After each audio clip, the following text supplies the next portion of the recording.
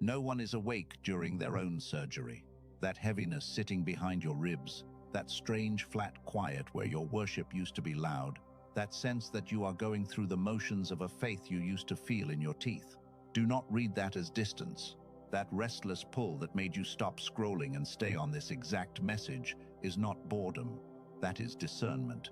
Maybe the last 72 hours have felt oddly muted. Not painful, muted. Like someone lowered the volume on a life that is supposedly being made new. Perhaps you prayed this week and heard nothing back, and quietly decided that was your fault. Maybe you woke up, rested for the first time in a long season, and did not think it meant anything. Perhaps someone said something to you that would have flattened you a year ago, and you noticed hours later that it had not. Or maybe you were awake at 3 in the morning, not anxious, just awake, wondering why a life that is supposedly being renewed feels so much like a room with the power shut off.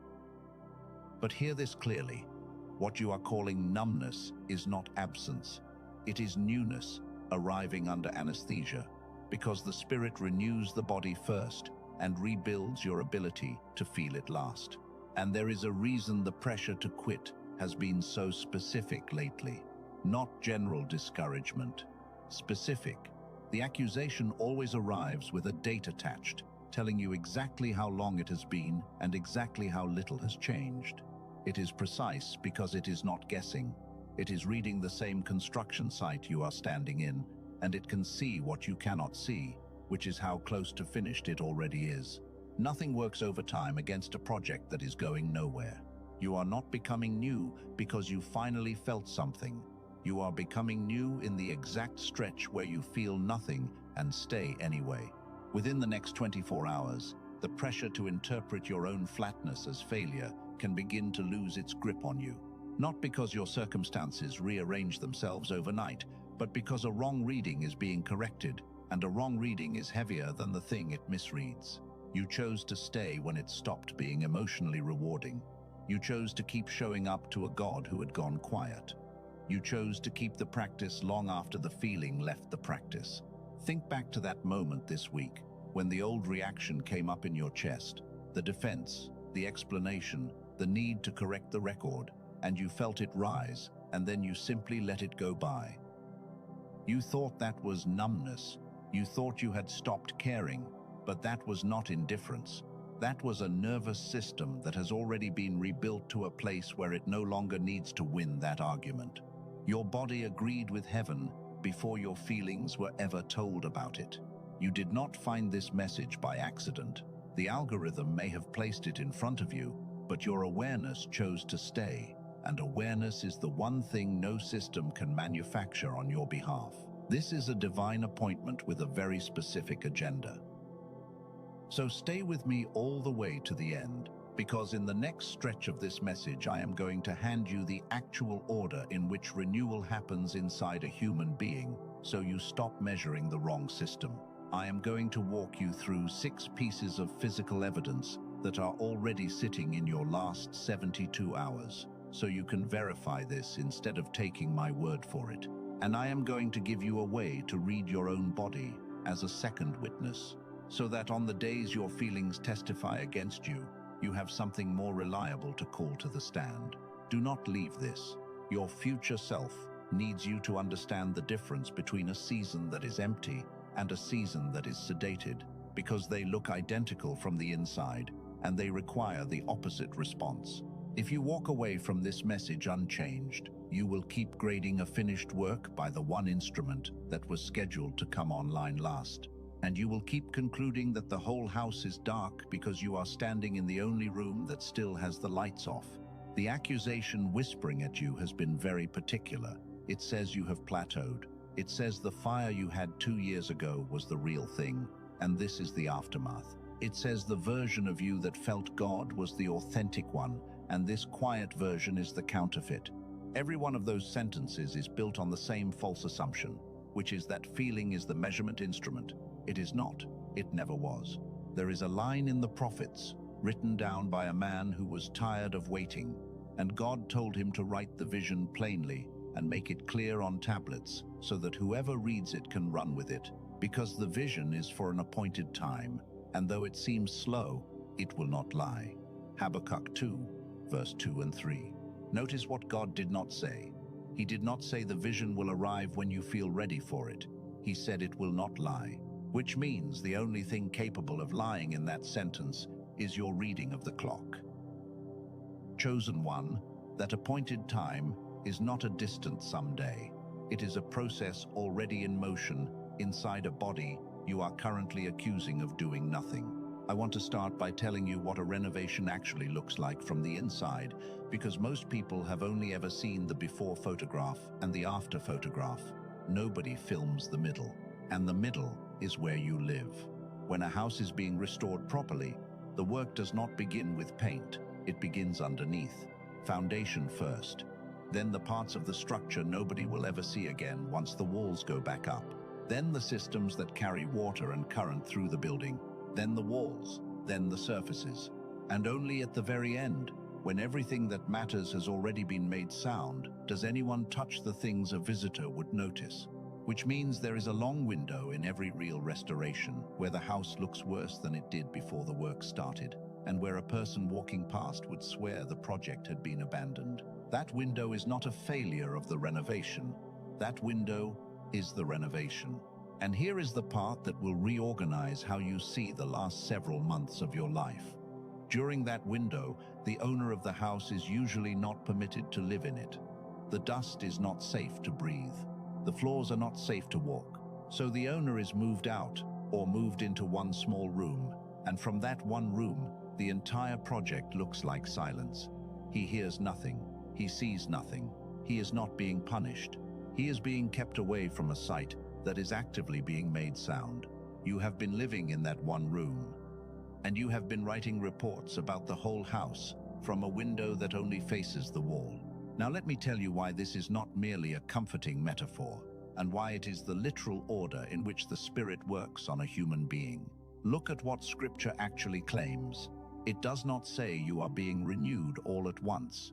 It says the inner self is being renewed day by day, present tense, continuous, while the outer self is doing something else entirely. Two different processes running at two different speeds in the same body at the same time. That is not a poetic flourish. That is a description of a staged operation. And in any staged operation, there is always a period where the completed stages are invisible from the stage you are currently standing in. The word that gets translated as renew in those passages is not a word about topping something up. In the Greek, it carries the sense of making something new in kind, not merely new in condition. It is the difference between cleaning a room and rebuilding it. You are not being tidied, you are being reconstructed, and reconstruction has an order. So let me give you that order plainly, because this is the first thing I promised you, and I am not going to make you wait for it. The first system to be renewed in a human being is never the emotional system. It is the regulatory system, the part of you that decides how much alarm to release into your bloodstream when a car horn goes off behind you, or when a certain name appears on your phone screen, or when someone uses a tone you recognize from your childhood. That system runs underneath your awareness. You do not consult it. It reports to you after it has already acted. And it is the very first thing that changes when a person begins to be genuinely renewed. The second system is the recovery system. Not how hard you are hit, but how long you stay down. This is the one nobody tracks, because nobody keeps a record of the collapse that did not happen. A year ago, a particular kind of bad news took 4 days out of your life. Now it takes an afternoon.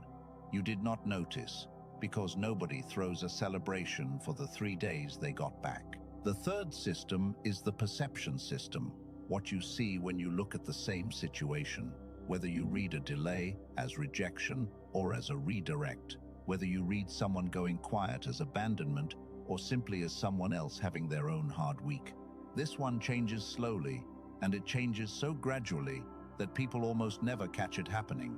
And the fourth system, the last one, the one that comes online at the end and not the beginning, is the felt sense, the warmth, the presence, the thing you have been using as your only measurement for the last several months. Chosen one, you have been standing at the end of the assembly line, staring at an empty conveyor belt, concluding the factory is closed. And behind you, 3 floors of that factory have been running without pause. I want to sit inside that 4th system for a moment, because I know exactly what has been happening to you there, and I want you to know that it is not evidence of anything you have concluded from it. Feeling is the most expensive faculty you own. It costs more energy to run than any other part of your interior life. And when a body is under sustained reconstruction, the energy that would normally be spent producing rich emotional experience gets pulled and redirected into the systems doing the structural work. This is not a spiritual failure. This is the ordinary economics of a body under repair. Anyone who has recovered from a serious illness knows this. For weeks afterward, music does not sound the way it used to. Food is flat. Jokes land at a distance. Nobody concludes from that they have lost their soul. They understand that the body has made a decision about where the resources go, and that flavor comes back last. Your spiritual life has been operating under the same economics, and no one ever told you. So when you sit down to pray and feel nothing, you have not encountered the absence of God. You have encountered a bill.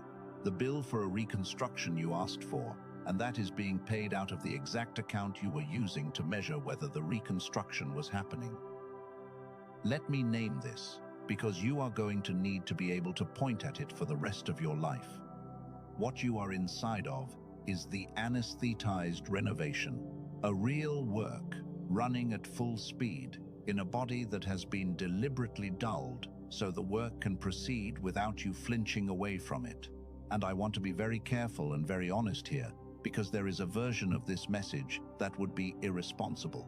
I am not telling you that every flat season is a renovation. Sometimes flatness is grief. Sometimes it is exhaustion that a nap and 3 honest conversations would resolve. Sometimes it is a body that is genuinely unwell and needs a doctor, not a metaphor. I am not going to stand here and tell you that every difficult stretch is secretly a miracle, because that is the kind of sentence that leaves people worse than it found them.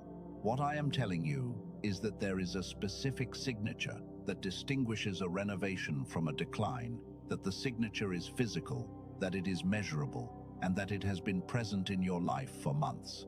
And by the end of this message, you will be able to read it yourself, without me, for the rest of your life. That is the difference between a message that makes you feel better for 20 minutes and a message that hands you an instrument. Now, before we go into the evidence, I want to close something that has probably been running in the back of your mind since the first sentence. You have been wondering whether the fact that you had to be told, "This means you failed at something," whether a person with more faith would have simply known. No, nobody knows the order of their own reconstruction by instinct. Elijah did not. He had just watched fire fall from the sky in front of an entire nation, the single most dramatic spiritual event of his life. And within a day he was under a broom tree in the desert, asking God to end it. And what did heaven do? With a prophet in total emotional collapse. There was no rebuke, there was no sermon. An angel woke him and gave him food, then let him sleep, then woke him again and gave him more food, and told him the journey ahead was too much for him in his current state. 2 meals and 2 naps before a single word of instruction. God repaired the body first, and the encounter on the mountain came afterward, not before. That is the order. It has always been the order. And you have been asking why you got the meal and the sleep instead of the fire, as if the meal were a consolation prize, when the meal is the first stage of the same event. So here is where we are going together, and I want you to hold the shape of it in your mind, because it matters that you know this message has a floor under it, and not just a warm tone. First, I am going to show you the 6 physical markers of a renovation in progress, and I am going to keep them specific enough that you can check them against your own last 3 days, rather than nodding along at something vague. Then I am going to show you why the feeling arrives late, what that lateness is actually for, and why the people who understand it stop panicking permanently. Then I am going to take you into the thing that blocks reception even after the work is complete, because there is a mechanism there that almost nobody talks about, and it is the reason some people finish this process and still spend a year unable to enjoy what was rebuilt. And at the end, in the last stretch, there is a reversal waiting that changes what you think feeling is even for. I am not going to preview that one. I will only tell you that it is worth staying for, and that it lands late on purpose. But right now, we begin where every honest investigation begins, not with what you feel, with what is on the record. Chosen one, let me ask you to do something small before we go further, because this message will land differently if your body is not braced while you receive it. Wherever you are, let your shoulders drop about half an inch from where they are sitting right now. Most people are carrying their shoulders like they are waiting for something to be thrown at them. Now unclench your jaw. You did not know it was clenched. It has been clenched since roughly the second paragraph, and take one breath that is slightly longer on the way out than on the way in. That small adjustment you just made is itself a demonstration of everything I am about to say. Your body was doing something without telling you. It required no permission and no awareness from you to do it. And the only way you found out was that someone pointed at it. That is exactly the relationship you currently have with the renewal happening in you. It is not hiding. It is simply operating below the level where you check. Now let us go and read the record. The first marker is the one nobody counts, and it is the most reliable of all of them. It is the reaction that did not happen. Somewhere in the last 3 days, a situation arrived that had a script attached to it. You know the script. You have run it hundreds of times. Someone did the thing they always do, or a message arrived at the wrong hour, or a bill came in higher than it should have, or a memory surfaced with a name attached to it, and the old machinery started up in your chest, the way it always has, and then something did not complete. The reaction began, and it did not finish. You did not talk yourself out of it. You did not pray it away. It simply did not arrive at its usual destination. You almost certainly filed that under nothing. Because absence does not announce itself, you cannot notice a storm that did not come. But that unfinished reaction is the single clearest fingerprint of structural renewal in a human being, and here is why. The reaction you are describing lives in a part of you that does not take instruction from your opinions. You cannot decide to stop flinching. You cannot argue a startle response into retirement. That system only changes when the underlying wiring changes, which means when it changes, something real happened at a level far below the level you monitor. Your feelings can be talked into things. That system cannot. It is the most honest witness you own, precisely because it is the one you have the least control over. So when the flinch does not fire, that is not you having a good day. That is a report from the foundation. The second marker is what I would call the shortened return, not the absence of being knocked down, the speed of getting back up. Think about the last genuinely bad hour you had. Not a bad month, an hour. Something landed and it hurt. Now ask a different question than the one you have been asking. Do not ask how much it hurt. Ask how long it took before you were functional again. Before you could eat something, answer a message, look at a screen without your chest tightening. Almost everyone who is being renewed underestimates how much this number has moved, because pain in the moment feels identical, regardless of duration. 2 years ago, that hour would have taken your whole evening and probably your next morning, and there would have been a residue on the day after that. Now there is a good chance it took you an afternoon, or even 90 minutes. That is not you becoming hardened. Hardened people do not shorten their recovery. They simply stop admitting they went down. The signature of renewal is that you still go all the way down and you come back up faster. Nobody notices this because there is no ceremony for it. When a crisis does not consume 4 days, nobody sends a card. The 3 days you got back just quietly become ordinary Tuesday and Wednesday, and you spend them wondering why you do not feel more spiritual. The third marker sits in your sleep, and this is where the thumbnail promise becomes very literal, because God does upgrade the body, and sleep is one of the first places He does it. Something in the texture of your sleep has changed in the last several months. For some of you, it is that you are falling asleep faster than you used to, without the 20-minute inventory of everything that went wrong. For some of you, it is the opposite, and you have started waking at a consistent hour in the early morning without dread, just awake. And you have been treating that as insomnia when there is nothing anxious about it. And for many of you, the change is in your dreams. Either they have become vivid in a way they have not been for years, or they have become notably quiet after a long stretch of being crowded. Any of those three is a signature of a nervous system reorganizing itself. All three of them are the body doing consolidation work, and consolidation is exactly what happens in a structure that is being rebuilt rather than merely maintained. There is a reason the ancients treated sleep as a sacred category rather than a biological inconvenience. Every significant instruction in Scripture that arrives at night arrives to a body that has been made still first. Joseph in the dream, Solomon in the dream, Jacob at the stone, Samuel as a boy, 3 times before anyone identified who was speaking. The pattern is not decorative. Something in the human being becomes reachable when the executive part of you stops running the room, and the spirit has always known where that door is. So, if your sleep has changed, do not treat it as a side effect. It is one of the first rooms the renovation touches, and it is touched early because everything else depends on it. The 4th marker is your relationship with noise. And by noise, I mean all of it. Check this against your own last week. Have you found yourself turning things off, leaving the television silent, driving without the radio, and not noticing for 10 minutes that you had not turned it on? Losing your appetite for arguments you would previously have joined? Opening an application on your phone, looking at it for 2 seconds, and closing it again without being able to say why? Almost everyone reads this as isolation. It is one of the great misreadings of the spiritual life. What if what you are experiencing is not isolation at all, but insulation? A system under reconstruction reduces its own input load.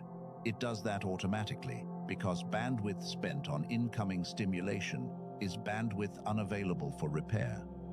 Your growing intolerance for noise is not you becoming antisocial or losing interest in life. It is a body protecting a work site. And I want to say something to those of you who have been feeling guilty about this specifically, because I know some of you have. You have interpreted your reduced appetite for company as a spiritual coldness. You have wondered if you are becoming a person who does not love people anymore. You are not. Look at the actual data. When someone you love genuinely needed you in the last month, did you show up? Almost all of you did. You have not lost your capacity to love. You have lost your capacity for filler. Those are entirely different losses, and one of them is a gain. The 5th marker is the one that surprises people most, because it looks like a problem. Your tolerance for pretending has collapsed. Conversations you used to be able to sit through now cost you something visible. Environments you used to tolerate now feel physically wrong, and I mean physically. Some of you have noticed you get a genuine ache in your body, in your stomach or your jaw, or across your shoulders, in rooms where you have to perform a version of yourself that is not true. That did not used to happen. It is happening now because the gap between the outer version and the inner version has become mechanically expensive to maintain, and your body has started charging you for it in real time. That is not a malfunction, that is an alignment system coming online. The reason it feels like a burden is that you are still trying to run the old schedule with the new hardware. And the 6th marker, the quietest one, is that your desires have gotten smaller and more precise at the same time. A year ago, you wanted a lot of things, and most of them were shaped like escape. A different city, a different situation, something dramatic enough to reset everything at once. Now, if you are honest, what you actually want is much more specific and much less cinematic. A room that is yours, work that does not require you to lie, 2 or 3 people who do not need a performance, enough margin to not be afraid of your own phone.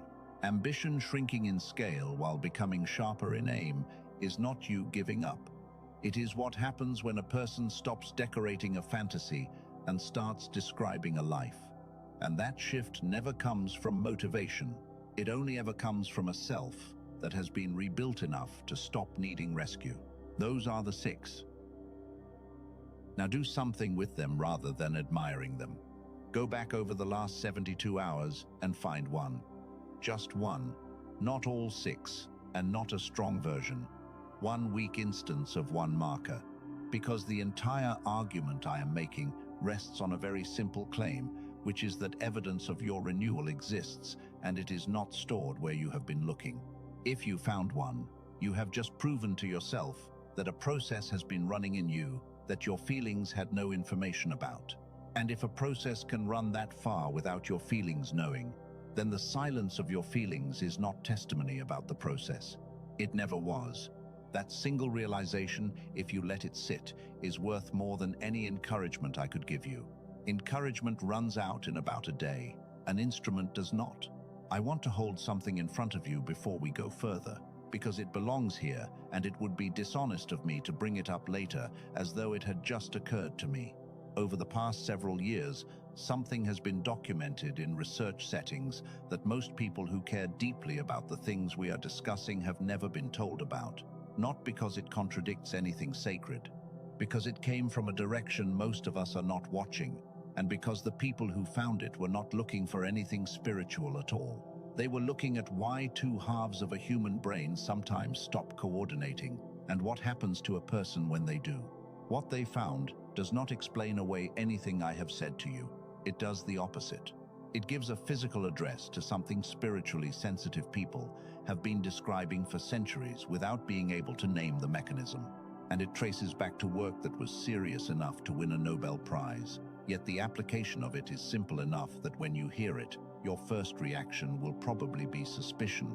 I am going to come back to that later in this message, at the point where it will actually be useful rather than merely interesting. For now, I want you to hold one question in the back of your mind while we keep going. If the renewal is real and the systems are being rebuilt in order, then what exactly is the thing that has to switch on before you can perceive any of it? Hold that. We will return to it. Chosen one.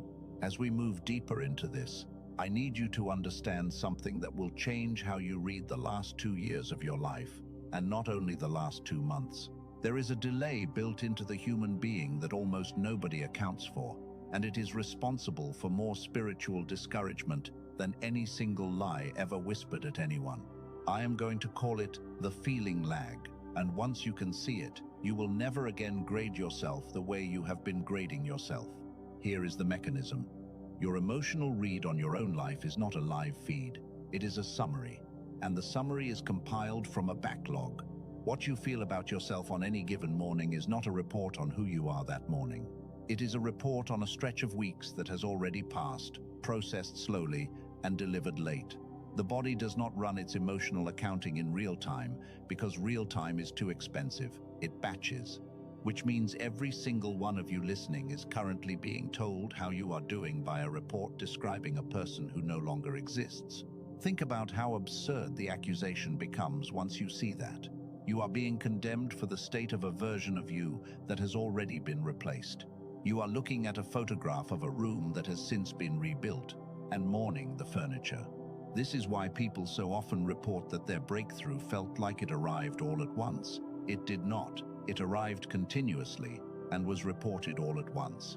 The moment people describe as sudden is almost never the moment the change happened. It is the moment the backlog cleared. And here is the part that matters for you today. The length of the lag is proportional to the depth of the work. Small adjustments report quickly. Structural reconstruction reports slowly, because the accounting system itself is one of the things being rebuilt, which produces the single cruelest arrangement in the interior life. And I want to name it plainly because naming it removes most of its power. The deeper the work God is doing in you, the longer you will feel nothing about it. Sit with that. It reverses the entire logic you have been using. You have been treating the duration of your dryness as a measure of how badly things are going. It is a measure of scale. A person being lightly adjusted feels the results in days. A person being reconstructed at the foundation waits, and the waiting is not evidence against them. It is a receipt for the size of the project. I am not asking you to enjoy that. It is not enjoyable. But there is an enormous difference between an unpleasant thing you understand and an unpleasant thing you are interpreting as a verdict. The first one is weather. The second one is a sentence you serve. And most of you have been serving a sentence for something that was never a crime. If something in you just went quiet, in a different way than it has been quiet, tell me in the comments. One word is enough. Say, renewed. Not because a word in a comment box changes anything in heaven, but because there is a real difference between a thing you thought and a thing you put into language, and you will remember which one you did. Now I want to take you somewhere else, because there is a second image that will do work the house cannot do. Think about an orchard rather than a building. Everyone who has ever planted anything knows the strange stretch that comes after the planting and before anything visible. The seed goes into the ground, and then, for a long time, the field looks exactly like a field with nothing in it, not slightly different. Identical. There is no partial credit above the soil. The ground gives you nothing to grade. But underneath, in the same period, the most decisive thing in the entire life of that plant is happening. The root is going down, and the root goes down in proportion to how much weight the plant will eventually be asked to hold up. A shallow root produces a fast green shoot and a plant that cannot survive its own fruit. Everything that will later look like abundance is decided in the season that looks like nothing. Here is the part that will land differently once you hear it said out loud. A farmer never walks into an empty-looking field in the third week and concludes the seed died. He knows the timeline. His peace does not come from evidence. It comes from knowing what week it is. You have not had that peace, and it is not because you have less faith than the farmer. It is because nobody ever told you what week it is. That is what this message is for. Not to make you feel better about an empty field, to tell you what week it is, so that the emptiness stops being ambiguous. And I want to give you the specific thing the farmer knows that you have not been given, because it is the difference between anxious waiting and settled waiting. The farmer knows that the plant is not being asked to produce during the root stage. He does not stand at the edge of the field asking the seed to show him something. He would consider that a strange thing to demand of a seed. He gives it the only two things it can use in that stage, which are water and time, and he does not confuse the absence of a shoot with the absence of life. You have been standing at the edge of your own field demanding fruit from a root system, and when nothing came up, you did not conclude that you were early. You concluded that you were finished. Chosen one, you are not finished. You are early. And early is the only thing that has ever been curable simply by continuing. Now let me go under this properly, because I promised you mechanism and not comfort, and the difference between those two is the whole reason you are still here. There is a question sitting underneath everything I have said so far, and the sharper people listening have already arrived at it. If the renewal is running, and the evidence is physical, and the reporting is delayed, then why does the delay feel like abandonment, rather than simply feeling like waiting? Because those are not the same experience. Waiting for a train is uncomfortable. Waiting while suspecting there is no train is a different order of suffering entirely. And what has been happening to you is the second one. So here is the mechanism, and I want you to follow it closely. When a human being cannot perceive a process they are inside of, the mind does not tolerate the gap. It cannot hold an unexplained absence for very long, because an unexplained absence is a threat with no shape, and the mind treats shapeless threats as the most dangerous kind. So it does what it is built to do. It fills the gap with an explanation, and it will always reach for the explanation that is nearest to hand and cheapest to produce. For almost everyone, the nearest explanation is self-blame. Not because self-blame is accurate, but because it is the fastest way to convert a shapeless threat into a solvable problem. If the silence is my fault, then the silence has a cause, and if it has a cause, it has a fix. Self-blame is not humility. Most of the time, self-blame is a panic response, wearing humility as a costume, because a world where you failed is less terrifying than a world you cannot read. I want you to hear how much that reframes the last several months. The reason you concluded you had done something wrong is not that you had evidence you had done something wrong. It is that your mind refused to sit inside an unexplained silence and grab the first explanation within reach. which means the guilt you have been carrying is not a finding, it is a placeholder. It is what got installed, because the real explanation had not arrived yet. And now, it has.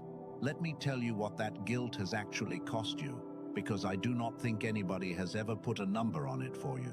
It cost you the practices. Almost every one of you quietly reduced something in the last few months. Prayer got shorter, the reading stopped. The song you used to put on in the car got replaced by silence, and you told yourself it was because you needed quiet, when the truth was that the song reminded you of a version of yourself you were no longer sure existed. You did not stop because you stopped believing. You stopped because continuing while feeling nothing began to feel like lying. It cost you your accuracy about other people. When a person believes they are in a season of divine disfavor, they read every relationship through that lens. Someone takes 2 days to answer a message and it goes into the same file as the silence from heaven.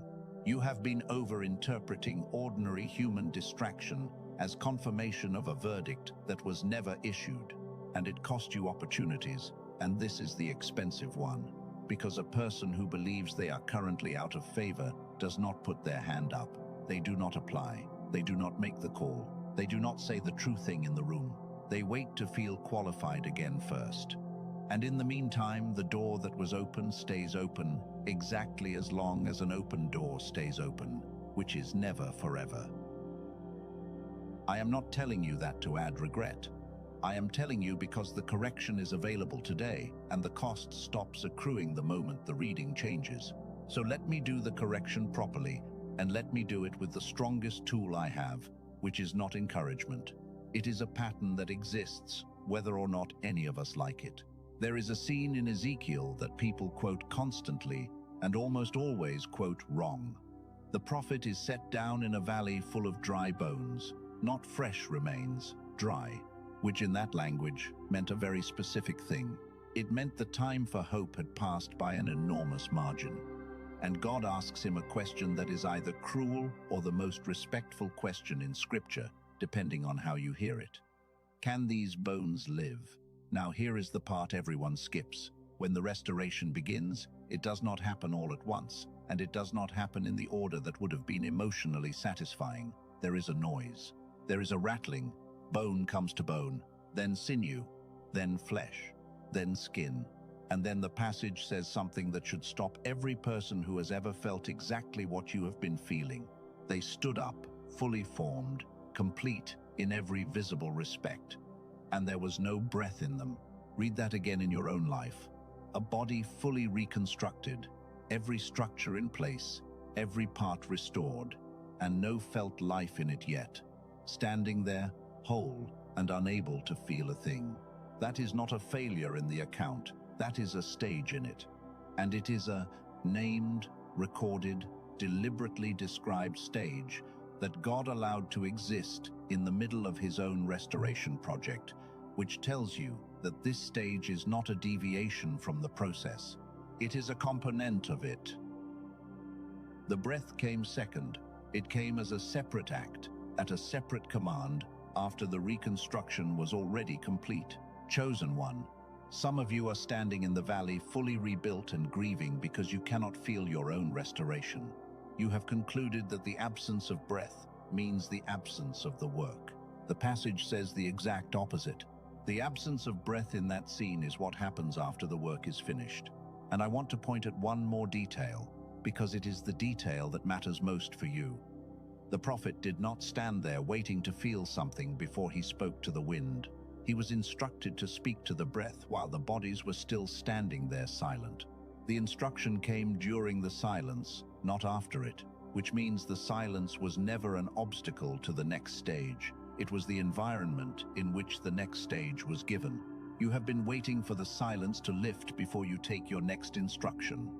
In the pattern, the instruction always arrives inside the silence. So let me hand you something practical, because I do not want you to leave with a beautiful image and no idea what to do on Thursday. Here is what changes on the days you feel nothing. Nothing changes. That is the practice. I know how that sounds. Let me be precise about why it works. Every practice in your life is currently being run through a permission system. And that permission system is asking one question before you do anything. Do I feel enough to justify this? Prayer waits for the feeling. The reading waits for the feeling. Showing up waits for the feeling. And because feeling is the last system to come online, you have unknowingly given the final stage of your renewal a veto over every earlier stage. The practice is to remove the veto, not to manufacture feeling, not to fake enthusiasm, to simply move the action off the emotional permission system entirely so that what you do stops being a function of what you feel. And the reason this is not merely discipline talk is that the action itself feeds the systems that are actually being rebuilt. Every time you show up without the feeling, you are not proving something to God. You are laying down another repetition in the regulatory system, which is the system that gets rebuilt first, and the system that most needs repetition to consolidate. The feeling is not the fuel. The feeling was never the fuel. The feeling is the report. Do you understand what that means for the next 30 days of your life? You do not need to feel anything to make progress. You have never needed to. You only needed to know you did not need to, and nobody told you. Let me show you what this looks like when it has finished. Picture yourself somewhere in the middle of next year, and I want to keep this ordinary rather than cinematic, because ordinary is what actually arrives. It is a weekday. Nothing significant is happening. You are doing something small, standing at a counter, waiting for something to heat up, and you notice that the background hum you have carried for years is not there. Not that you defeated it, that you noticed its absence, casually, the way you notice a fan has been turned off in a room you have been sitting in for hours. You will try to identify when it stopped, and you will not be able to. That is how you will know it was structural rather than emotional. Emotional changes come with a timestamp. Structural changes are discovered, not experienced. And then, some ordinary week after that, the feeling will come back. Not as fireworks. It will come back as capacity.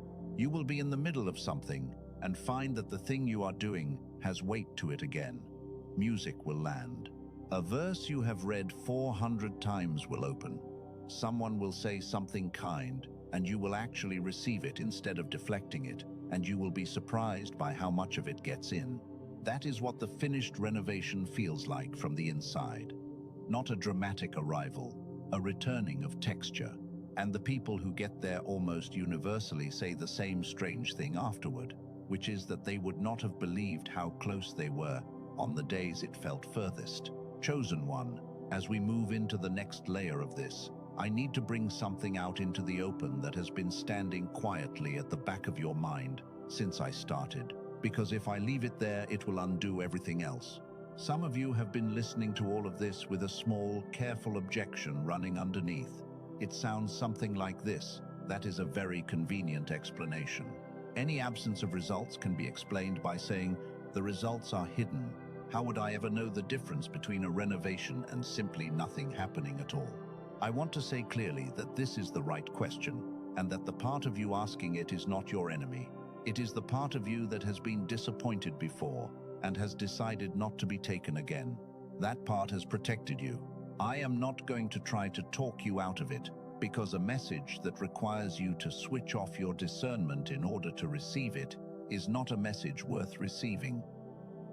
So let me answer it directly. The difference between a renovation and nothing is not invisible.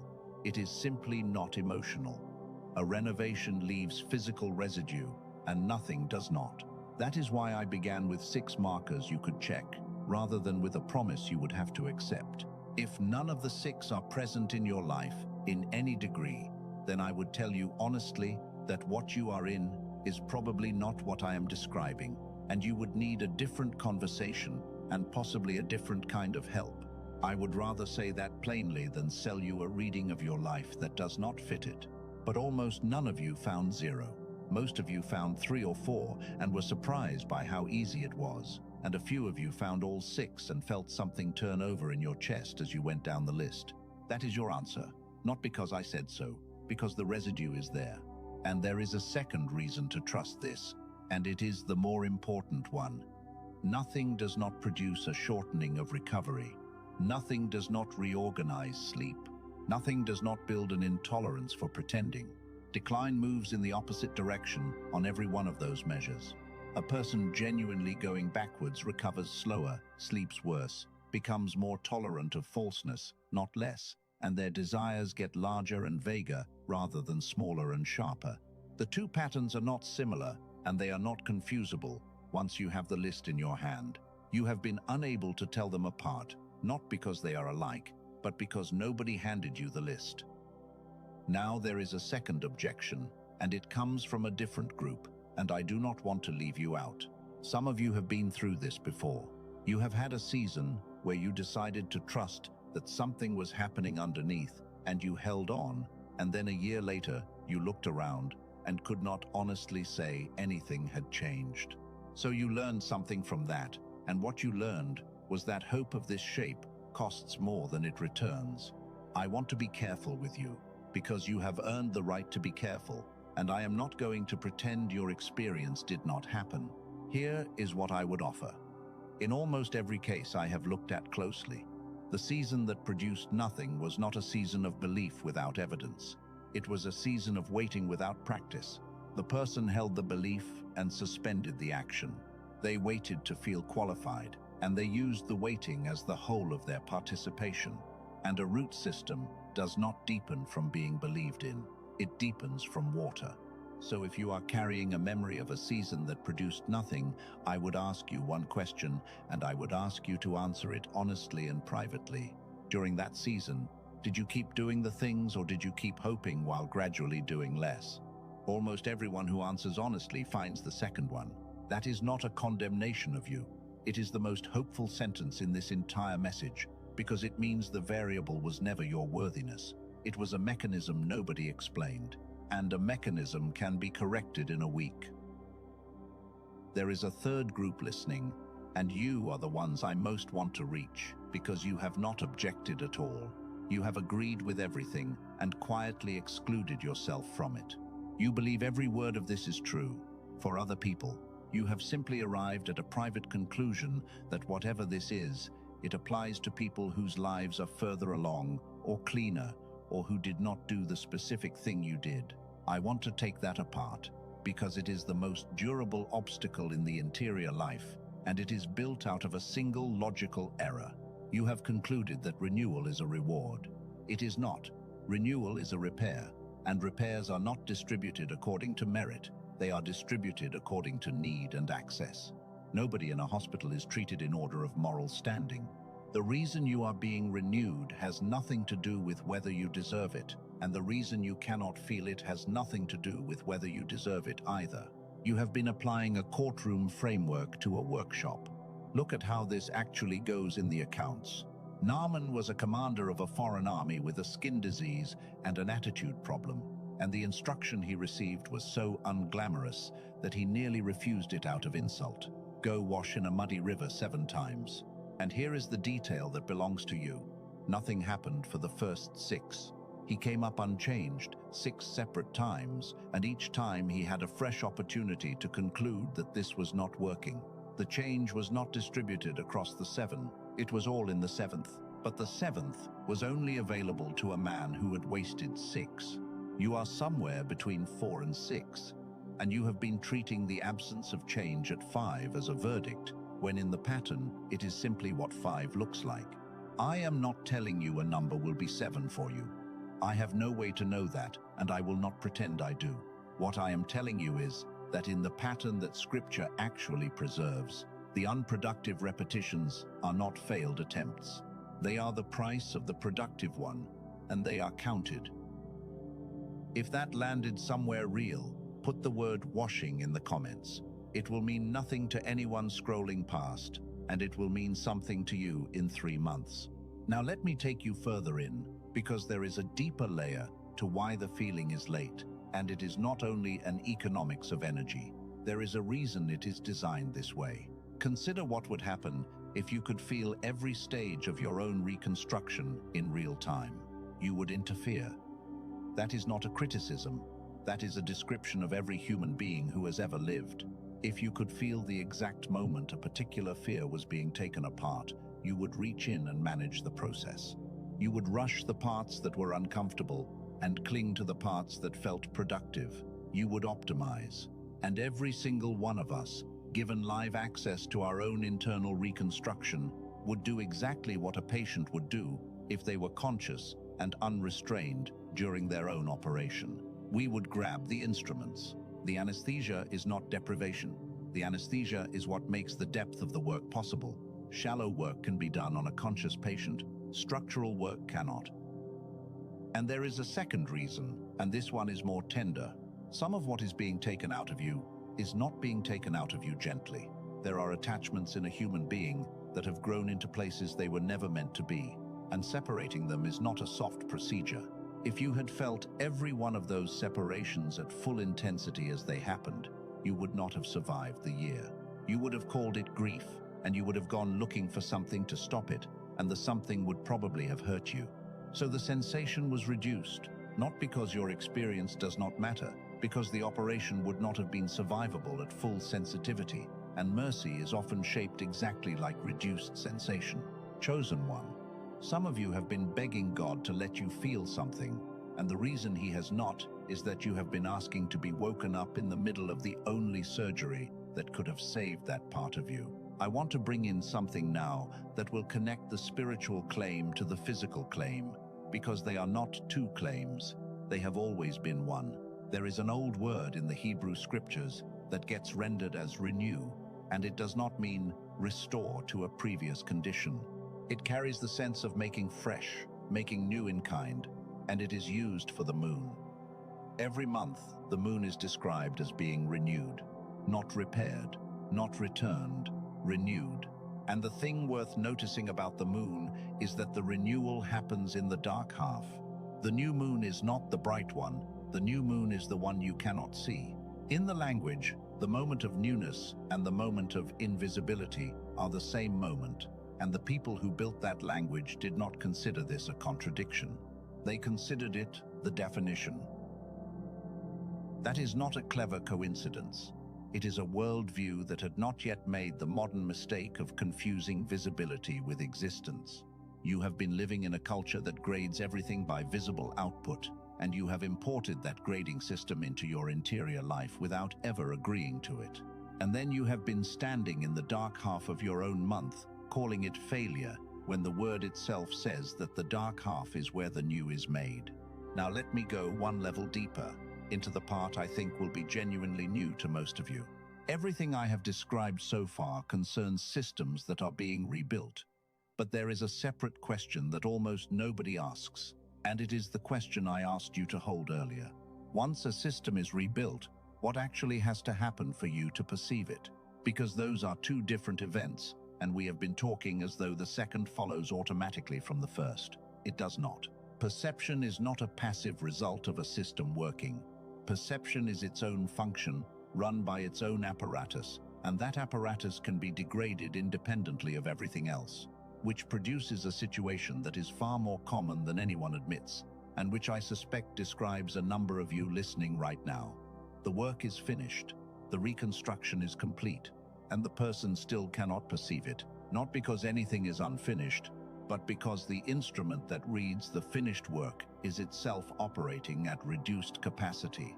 That is a different problem from the one we have been solving, and it does not resolve with time. I am going to come back to that, and when I do, I am going to be specific about what that apparatus is and what has been happening to it, because it turns out there is a very concrete answer, and it is not a spiritual answer at all. It is a physical one, and it explains something that has confused sincere people for a very long time, which is why two people can be in identical spiritual condition, and one of them experiences a rich interior life, and the other experiences a room with the lights off. For now, hold the question exactly where I put it. What has to switch on before you can perceive what has already been rebuilt? Because we are about to arrive at the answer, and I did not want you to receive it before you understood the shape of the problem it solves. Before we go there, I owe you the tool I promised, and I want to give it to you properly rather than in passing, because this is the thing you will still be using long after you have forgotten the phrasing of everything else I have said. I told you that your emotions are the first witness and that they are currently sedated. I told you your body is the second witness and that it has been testifying for months. Now, I am going to teach you how to take its testimony, because an unread witness is the same as no witness at all. There are 3 questions. That is the whole instrument. 3 questions, asked in order, once a week. The first question is this: what did not happen? Notice the shape of it. You have spent your life asking what happened, and what happened is the wrong question during a renovation, because renovations are mostly subtraction. So you ask the inverse. What argument did I not have? What message did I not send at 11 at night? What room did I walk out of instead of staying in to prove something? What food did I not eat? What drink did I not pour? What number did I not call? What old story did I not tell myself for the 4th time this week?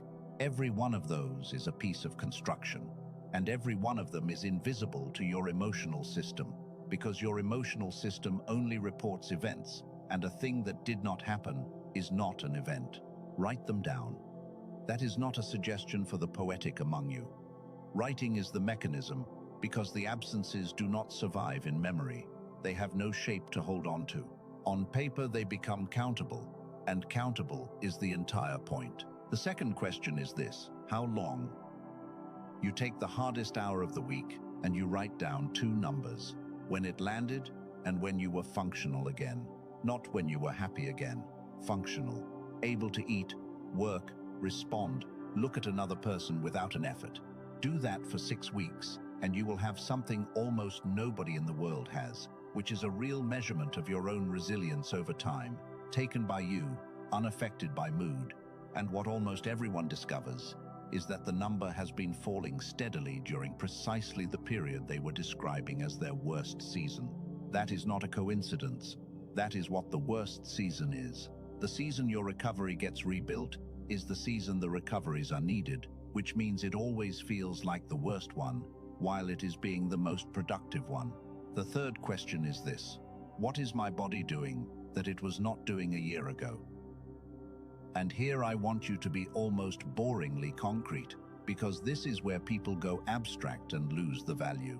Sleep, appetite, where the tension sits, what your hands do when you are stressed, whether you can sit in a room without something playing, whether crowds cost more or less than they did, whether you notice hunger before it becomes anger, whether your breathing at rest is in your chest or lower down. None of that is spiritual language, and all of it is spiritual data, because you are not a spirit that is temporarily inconvenienced by having a body.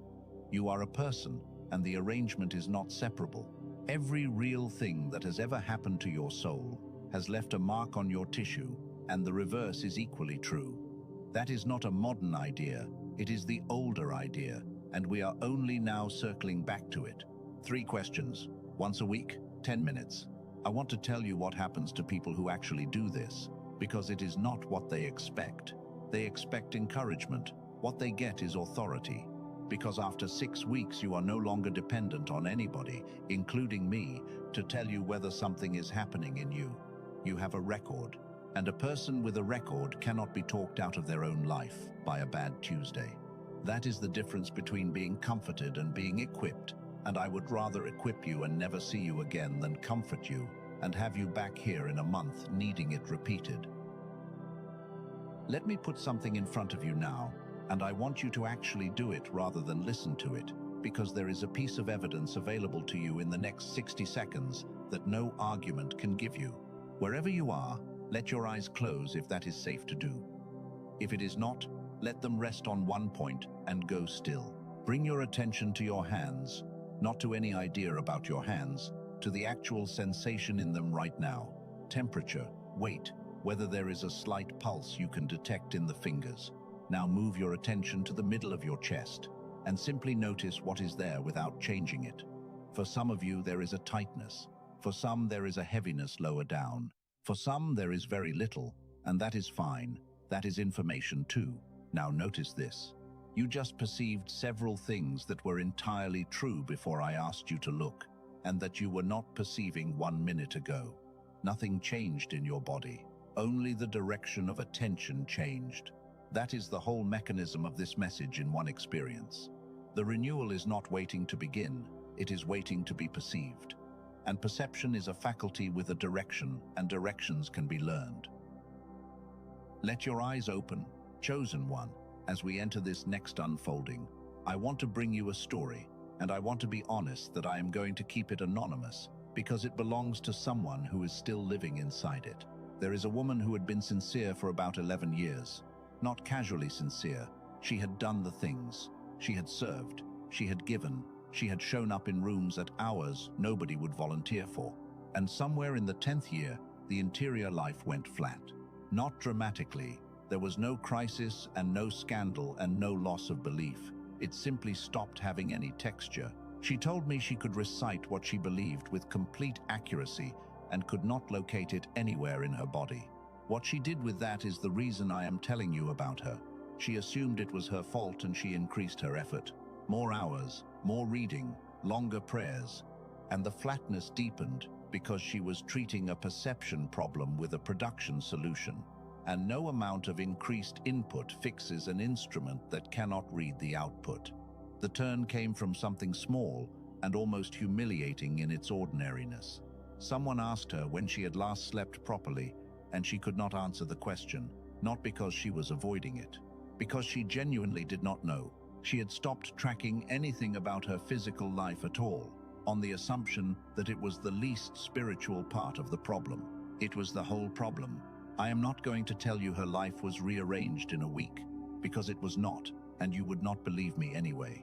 What I will tell you is that within about 2 months of paying attention to the physical layer, she reported the same odd thing that people always report. It was not that she started feeling God more, it was that she started being able to feel anything more, and he was in the anything. That is the pattern. The channel does not get repaired for spiritual traffic specifically.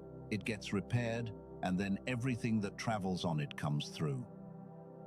Now let me show you why this matters far more than it sounds. And here is where I want to give the sharpest thing I have. There is a difference between a signal problem and a receiver problem. And almost every discouraged, sincere person in the world has diagnosed a receiver problem as a signal problem. A signal problem means the transmission has stopped. If that is what is happening, the correct response is to go and find out why the sender went quiet, which in interior terms means examination, confession, repair of the relationship. That is real, and sometimes that is genuinely the issue, and I would not dismiss it. A receiver problem means the transmission never stopped for a moment, and the apparatus that converts it into experience has degraded. And here is the cruel thing. The two produce identical symptoms. From the inside, a silent sender and a broken receiver are indistinguishable. You hear nothing in both cases. So what does a sincere person do when they hear nothing? They assume signal problem every time.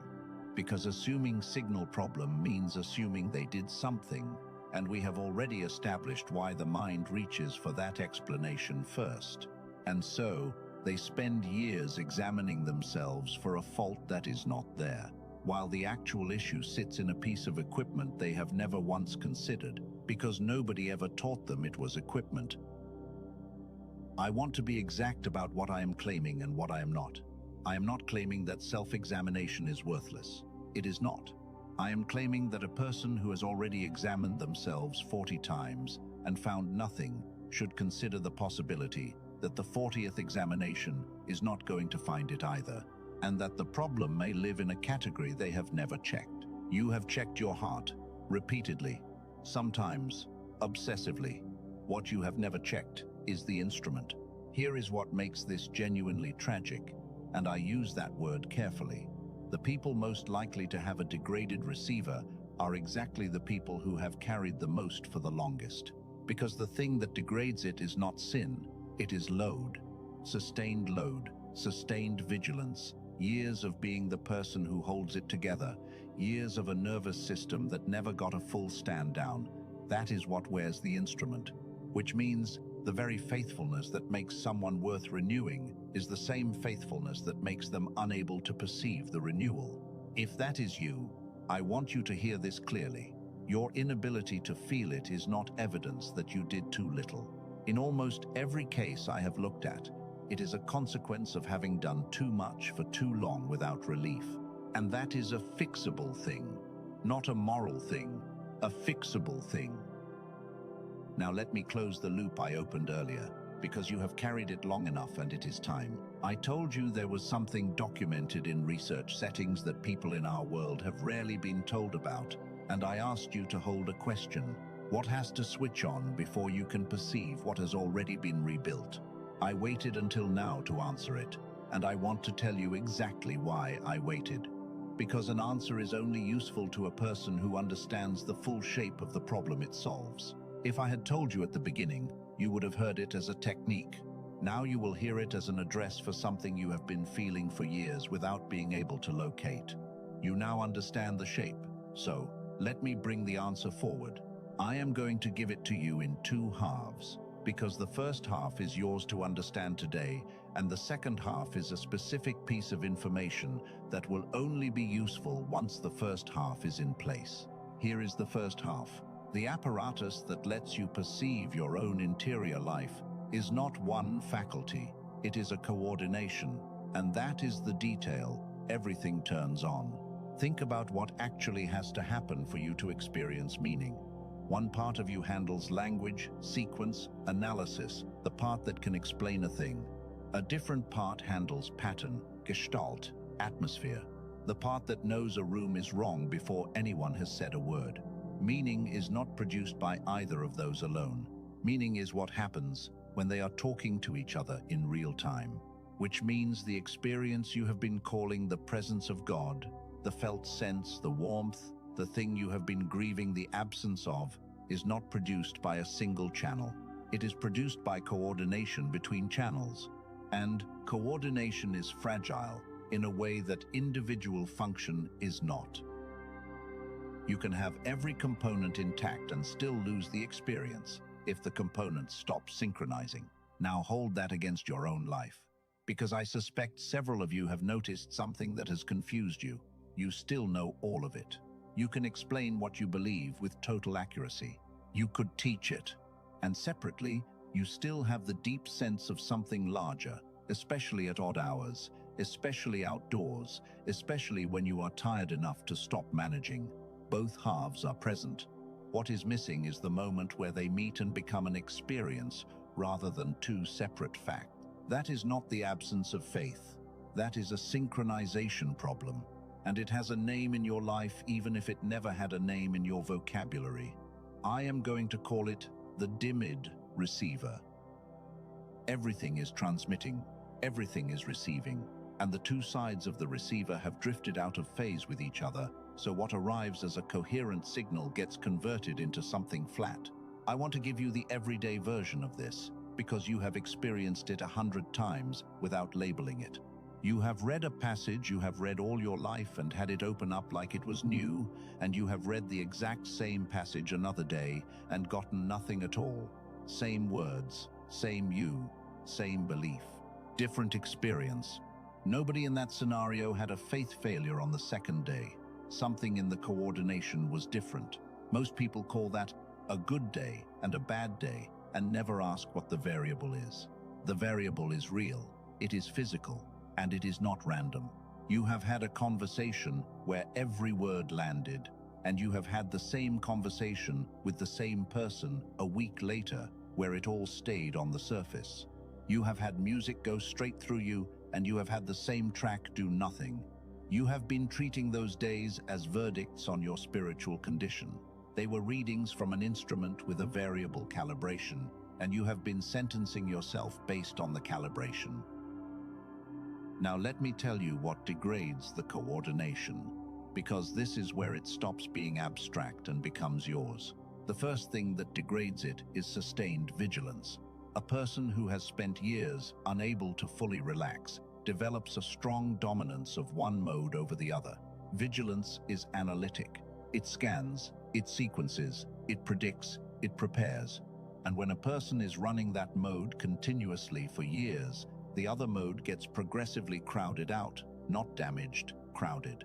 That is why people who have carried heavy responsibility for a long time so often describe an interior life that has gone thin and functional. They have not lost anything. One channel has been running so loud for so long that the other cannot get a word in.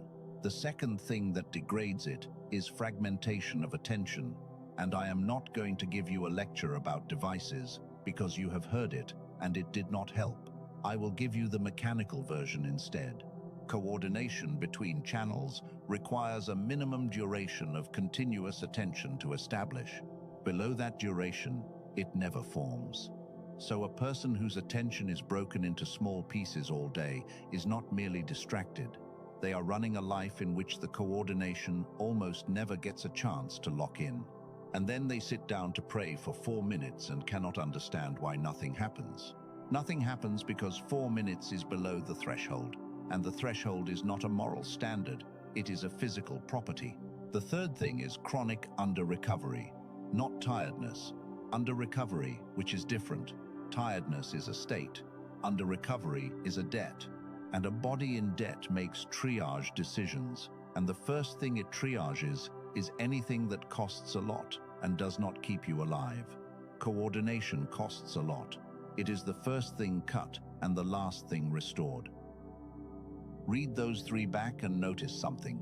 Vigilance, fragmented attention, under-recovery. That is not a description of a spiritually careless person. That is a description of a faithful one. That is a portrait of somebody who has been carrying things for other people for years. Chosen one.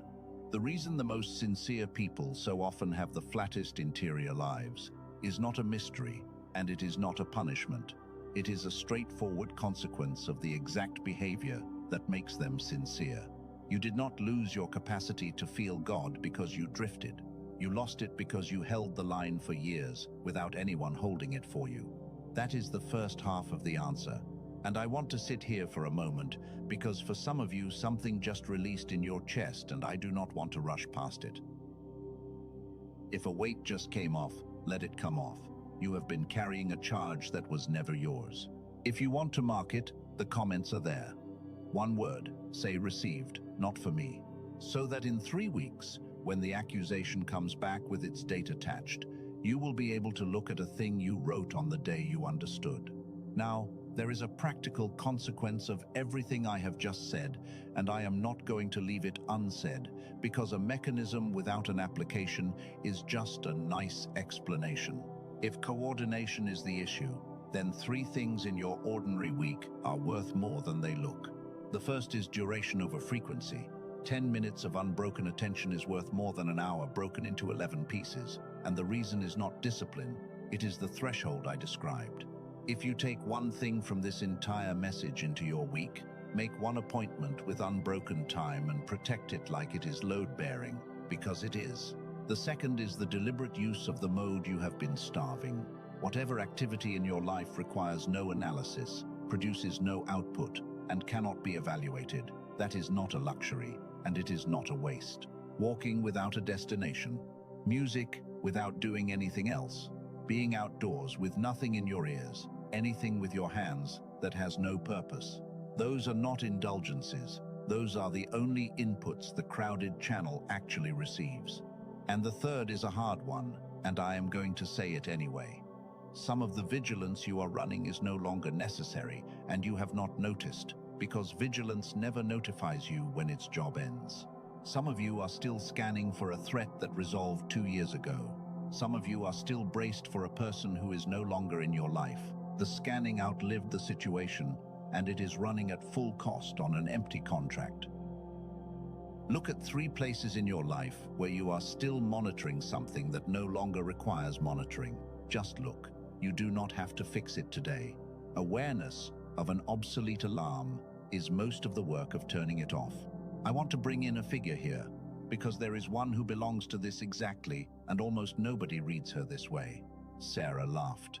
That is the part everyone remembers, and it is usually told as a failure of faith, an old woman laughing at a promise because she had stopped believing it.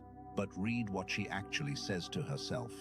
After I am worn out, and my Lord is old, shall I have pleasure? That is not primarily a statement about probability, it is a statement about capacity. She was not saying the thing cannot happen. She was saying that the version of her still standing at that point in the story was no longer built to receive it. That is a woman with a dimmed receiver, describing it with more precision than most people manage today. And the answer she received was not a rebuke of her faith, it was a question about the nature of what she was dealing with.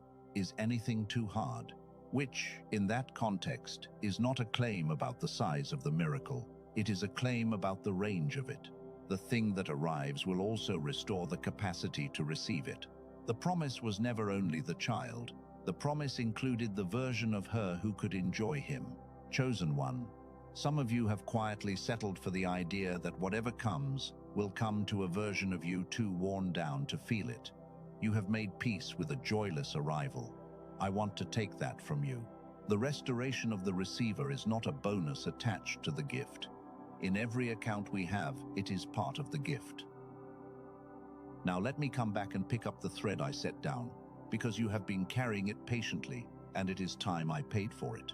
I told you there was a second half, a specific piece of information documented outside our world entirely that gives a physical address to the exact mechanism I have just described in spiritual terms. And I want to tell you honestly why I have made you wait this long for it. It is not for drama. It is because information about a solution lands as a technique when the problem is vague, and lands as an answer when the problem is precise. You now have a precise problem. You know what coordination is. You know what degrades it. You know why the most faithful people are the most affected. You know why time alone does not fix it, because time does not restore coordination. Time only restores fatigue. You now understand the shape of the problem, so it is finally worth telling you what they found. In 1981, a prize was given for work that had been going on quietly for decades, and it was not given for anything spiritual. It was given to a researcher named Roger Sperry for what he had established about the two halves of the human brain. What his work demonstrated, in short, is that the two hemispheres are not redundant and they are not decorative. They are built to operate as a coordinated pair, each doing something the other cannot do, and the human experience of the world is assembled out of their communication with each other. When that communication is intact, a person experiences the world as whole. When it is disrupted, the components keep working and the wholeness goes. Sit with how precisely that maps onto what I described to you before I told you any of this. I did not build the spiritual explanation to fit the research. The research is simply what the mechanism looks like when someone measures it instead of describing it. And there is a second finding in this territory that I think is the single most important number most people have never heard. When children are tested on the kind of open-ended, divergent, whole-picture thinking that requires both halves working together well, an overwhelming majority of them, something in the region of 98%, score at the highest level. Test the same population as adults, and the proportion collapses to a tiny fraction of a percent. Take a moment with that, because there are two possible readings, and only one of them is honest. The first reading is that people simply become less capable as they age, that this is maturity, that the loss is the price of becoming a functioning adult. That is the reading almost everyone accepts by default. The second reading is that nothing was lost at all. The capacity is still installed. What degraded was the coordination between the two halves, gradually, under the ordinary conditions of a modern life, so slowly that no one experiences a moment of loss. Just a long, quiet decline that everyone interprets as growing up. Every piece of evidence I am aware of favors the second reading, and if the second reading is correct, then the thing you have been mourning about yourself, the sharpness you had at 19, the way ideas used to arrive whole, the way you used to be able to feel your own life while you were living it, was never taken from you as a permanent removal. It was suppressed at a mechanical level.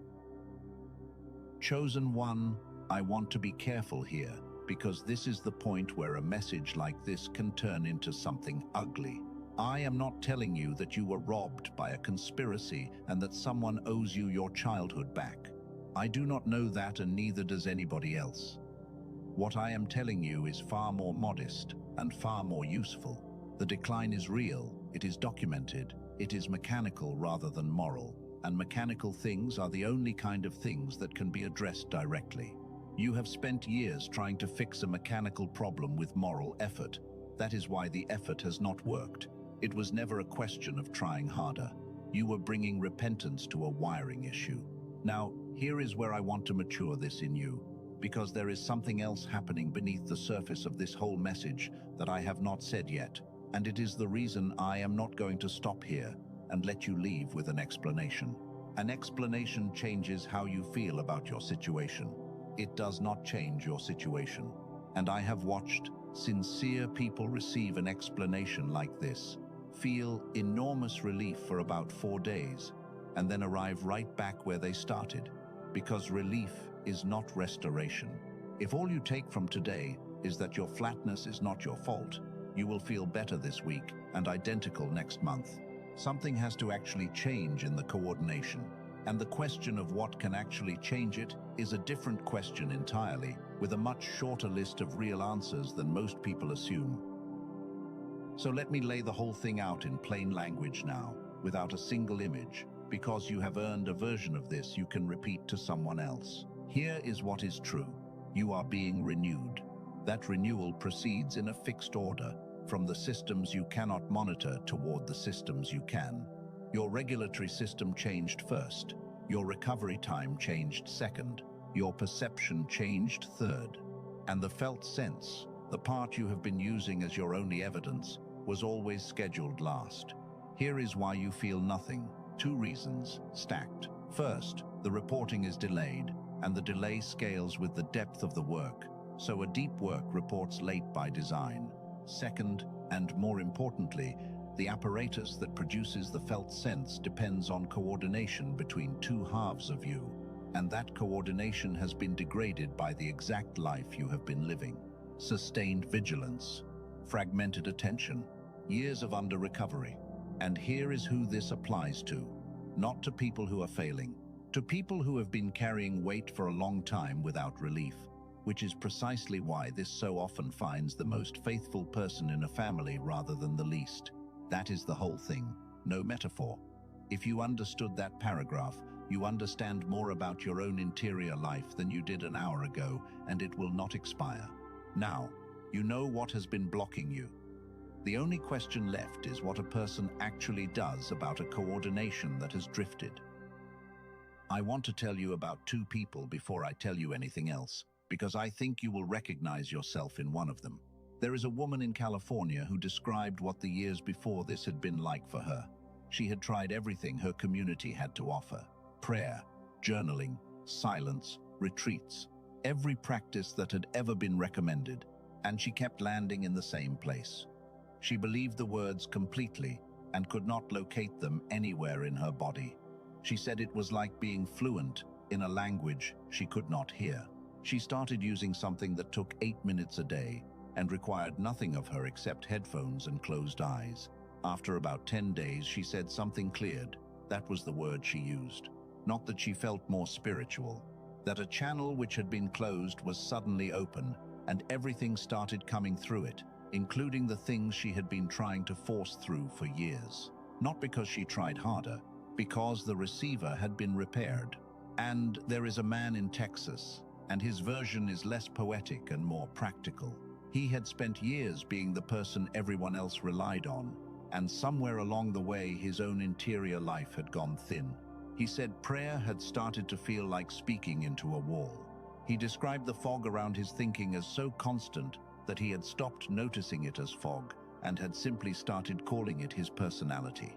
About 2 weeks in, he woke up one morning and said his mind felt like it was running on everything it was supposed to be running on. The fog was not reduced. It was gone, and its absence was the loudest thing in the room. 2 different people, 2 different problems, the same underlying repair. What both of them used came out of the research I described, and it was built by a team of neuroscientists, led by a doctor in New York, named Daniel Barone. What his team did was not invent a new theory. They took an existing clinical approach to restoring hemisphere synchronization, the kind of protocol that in a specialized medical setting runs well over an hour, and they spent years compressing and refining it until the active mechanism could be delivered in an 8-minute targeted auditory sequence, headphones, eyes closed. That is the entire physical requirement. They call it the genius switch. I want to be precise about what it is not, because if I am not precise here, some of you will misfile it immediately. It is not a meditation app.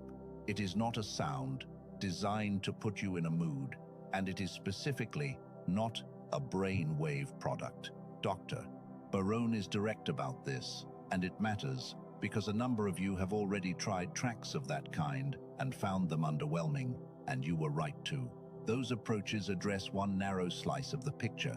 What his team built targets the synchronization itself, the coordination between the two halves, using a multi-layer protocol developed out of years of clinical refinement, different mechanism, different category of result. And I want to name the obvious objection before you have to raise it, because you should raise it. If the mechanism is real, why does it take 8 minutes and no effort? The honest answer is that effort was never the active ingredient in the first place. You cannot consciously instruct two halves of your brain to synchronize any more than you can consciously instruct your heart rate. That is why 20 years of trying harder did not move it. The intervention has to arrive at the level the process actually runs on, which is beneath the level you operate. 8 minutes of the right input does more than 8 hours of the wrong kind, not because it is magic, but because it is aimed correctly. Now, let me say the thing that actually determines whether this belongs to you. The genius switch is not for everyone. It is for the person who has already done the work, who has been sincere for years without an audience, who has kept showing up to a God who had gone quiet, and who kept the practice long after the feeling left the practice, who has stopped treating the fog as a character flaw and is finally willing to treat it as something with a specific address. Most people who hear about this will move on. They have already accepted the reduced version of their own mind as permanent, and they made that peace a long time ago. You did not. You are still here, at this point in a long message, on a subject most people cannot stay with for 4 minutes. That is not an accident of scheduling.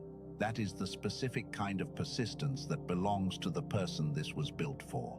Let me tell you what it costs, and I am going to be straightforward about the whole picture rather than only the pleasant part. Colleagues who reviewed it told Dr. Barone it would be worth $500, and by comparison, that is not unreasonable. In-person neurofeedback of this general category runs around $300 an hour. A home unit runs into several thousand. Against that, 500 is a modest number. It was not released at 500. It was not released at 200 or at 100. It was released at $49. And on the page where it currently sits, there is a further reduction of $10, which brings it to $39 for full lifetime access. It arrives by email. There is nothing to ship. 4 additional pieces come with it at no cost.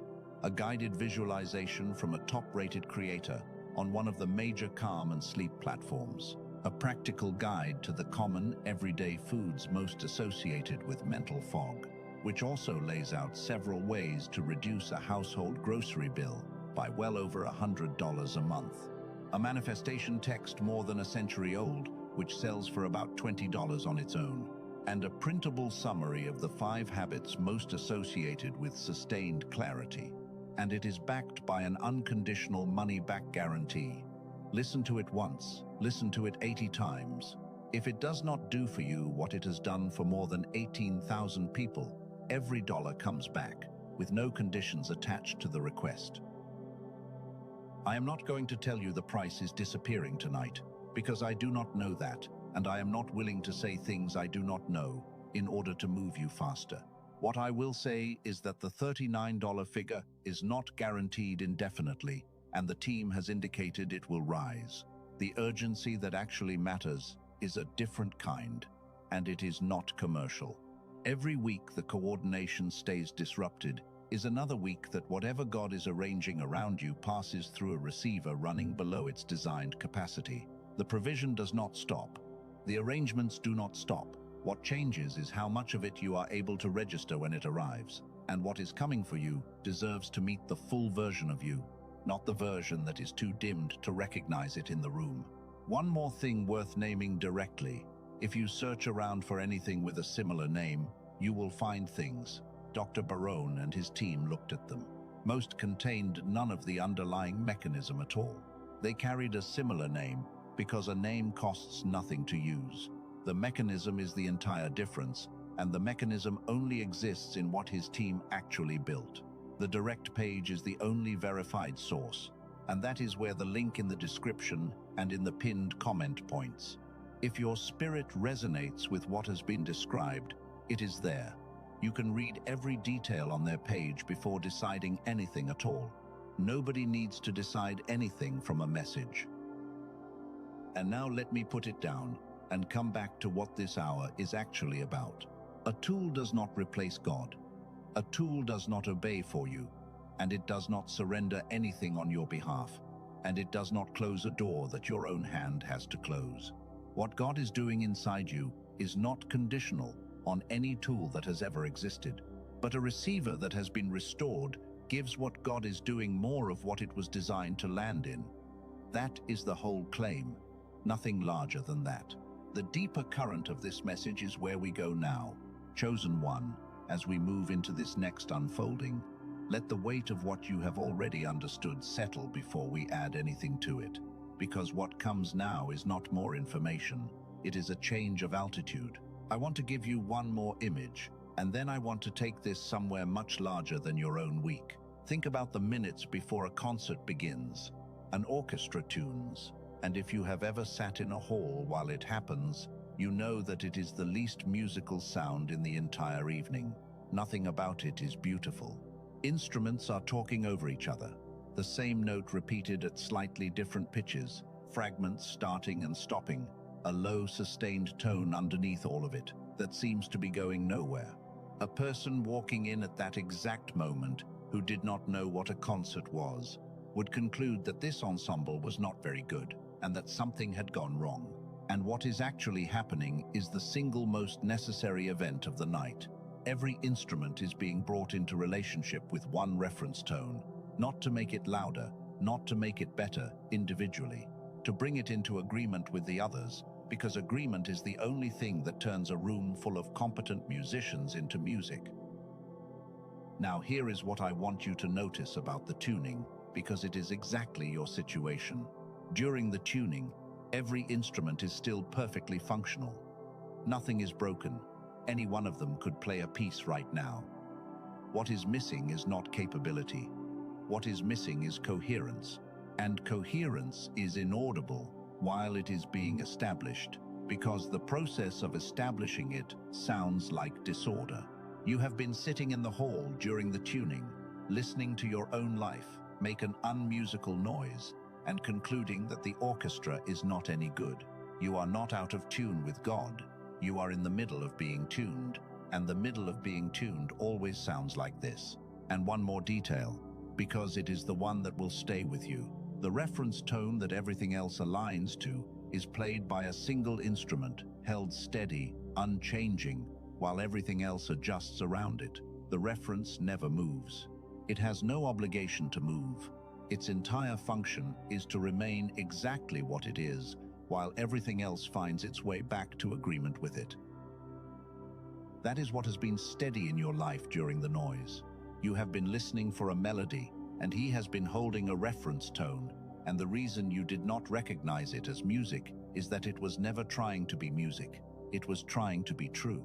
Let me name something now, because it belongs here, and it is one of the most useful ideas in this entire message.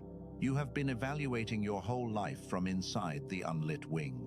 Picture a large house in which most of the rooms are dark, not because they are empty, but because the power to that section has been deliberately isolated while work is done. One room still has the lights on. That is where you have been living, and that is the only room you can see, and it happens to be the room where your feelings are kept. So every report you have written about the house has been written from the one room that was excluded from the renovation. And notice what that produces. Not a mistaken opinion, a confident one, because you can see that room perfectly. Your evidence about it is excellent. You are not guessing about the flatness. You are correct about the flatness. Your error is not in your observation, it is in your sample. You have been drawing conclusions about 11 rooms from one, and doing it with the confidence of someone who has genuinely looked. That is why you could not be talked out of it. People kept encouraging you, and it kept sliding off, and everyone assumed you were being resistant. You were not being resistant. You were being accurate about a fraction and applying it to a whole. Now, having said that, I want to take this somewhere. I have not taken it yet, because everything up to this point has been about you, and it does not stop with you. Consider what a renewed nervous system actually does to the people around it. You have been thinking about this renewal as something happening inside your own skin, and in one sense, it is. But a regulated person in a room changes the room. That is not sentiment, it is observable. A person whose alarm system no longer fires at every provocation becomes the thing everyone else in the room calibrates to, in exactly the way an orchestra calibrates to a reference tone. They do not do it consciously. Nobody decides to settle down. It happens because human beings are built to synchronize with the most regulated system in the environment, which means the reconstruction happening in you is not private, and it was never only for you. Think about who is downstream of you.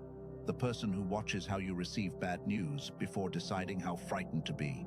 The one who has learned over years what your silence means and how long it lasts. The child or the younger person or the friend who has never said it out loud but who checks your face first.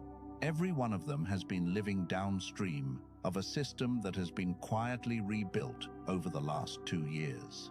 And they have already received something you have not been able to feel yourself giving. Chosen one. This is why the accusation has been so specific about the timing. Because a work that only affects one person can be delayed. A work that changes what an entire family calibrates to cannot be delayed cheaply. The pressure has been proportional to the reach. And I want to go one generation further back, because there is something here that will resolve a great deal for some of you. Some of you come from a line of people who never got the repair. You can name them. You know exactly what was in your father, or in your mother, or in whoever raised the person who raised you. You know the shape of the thing that was passed down, the vigilance, the temper that arrived without warning, the flatness that fell over a room, the silence that could last for days. And you have spent years afraid that it is simply in you, that it is a settled inheritance, and that the most you can hope for is to manage it well. Here is what I want you to consider. What if what you inherited was not a character? What if what you inherited was a nervous system running the only configuration it was ever taught, in a body that was never once given the conditions to reconfigure? Not a curse, a setting, held in place for 3 generations because nobody in the line ever got a season quiet enough for the reconstruction to run. And you did. You got one. It is the season you have been complaining about. The flat, quiet, unproductive-looking stretch you have been apologizing for is very likely the first period in the history of your family in which somebody had enough stillness for the underlying work to happen. You did not fail to be your ancestors. You are the first one who stopped long enough to be rebuilt. Let me be careful and precise, because this is exactly the kind of statement that goes wrong when it gets too large.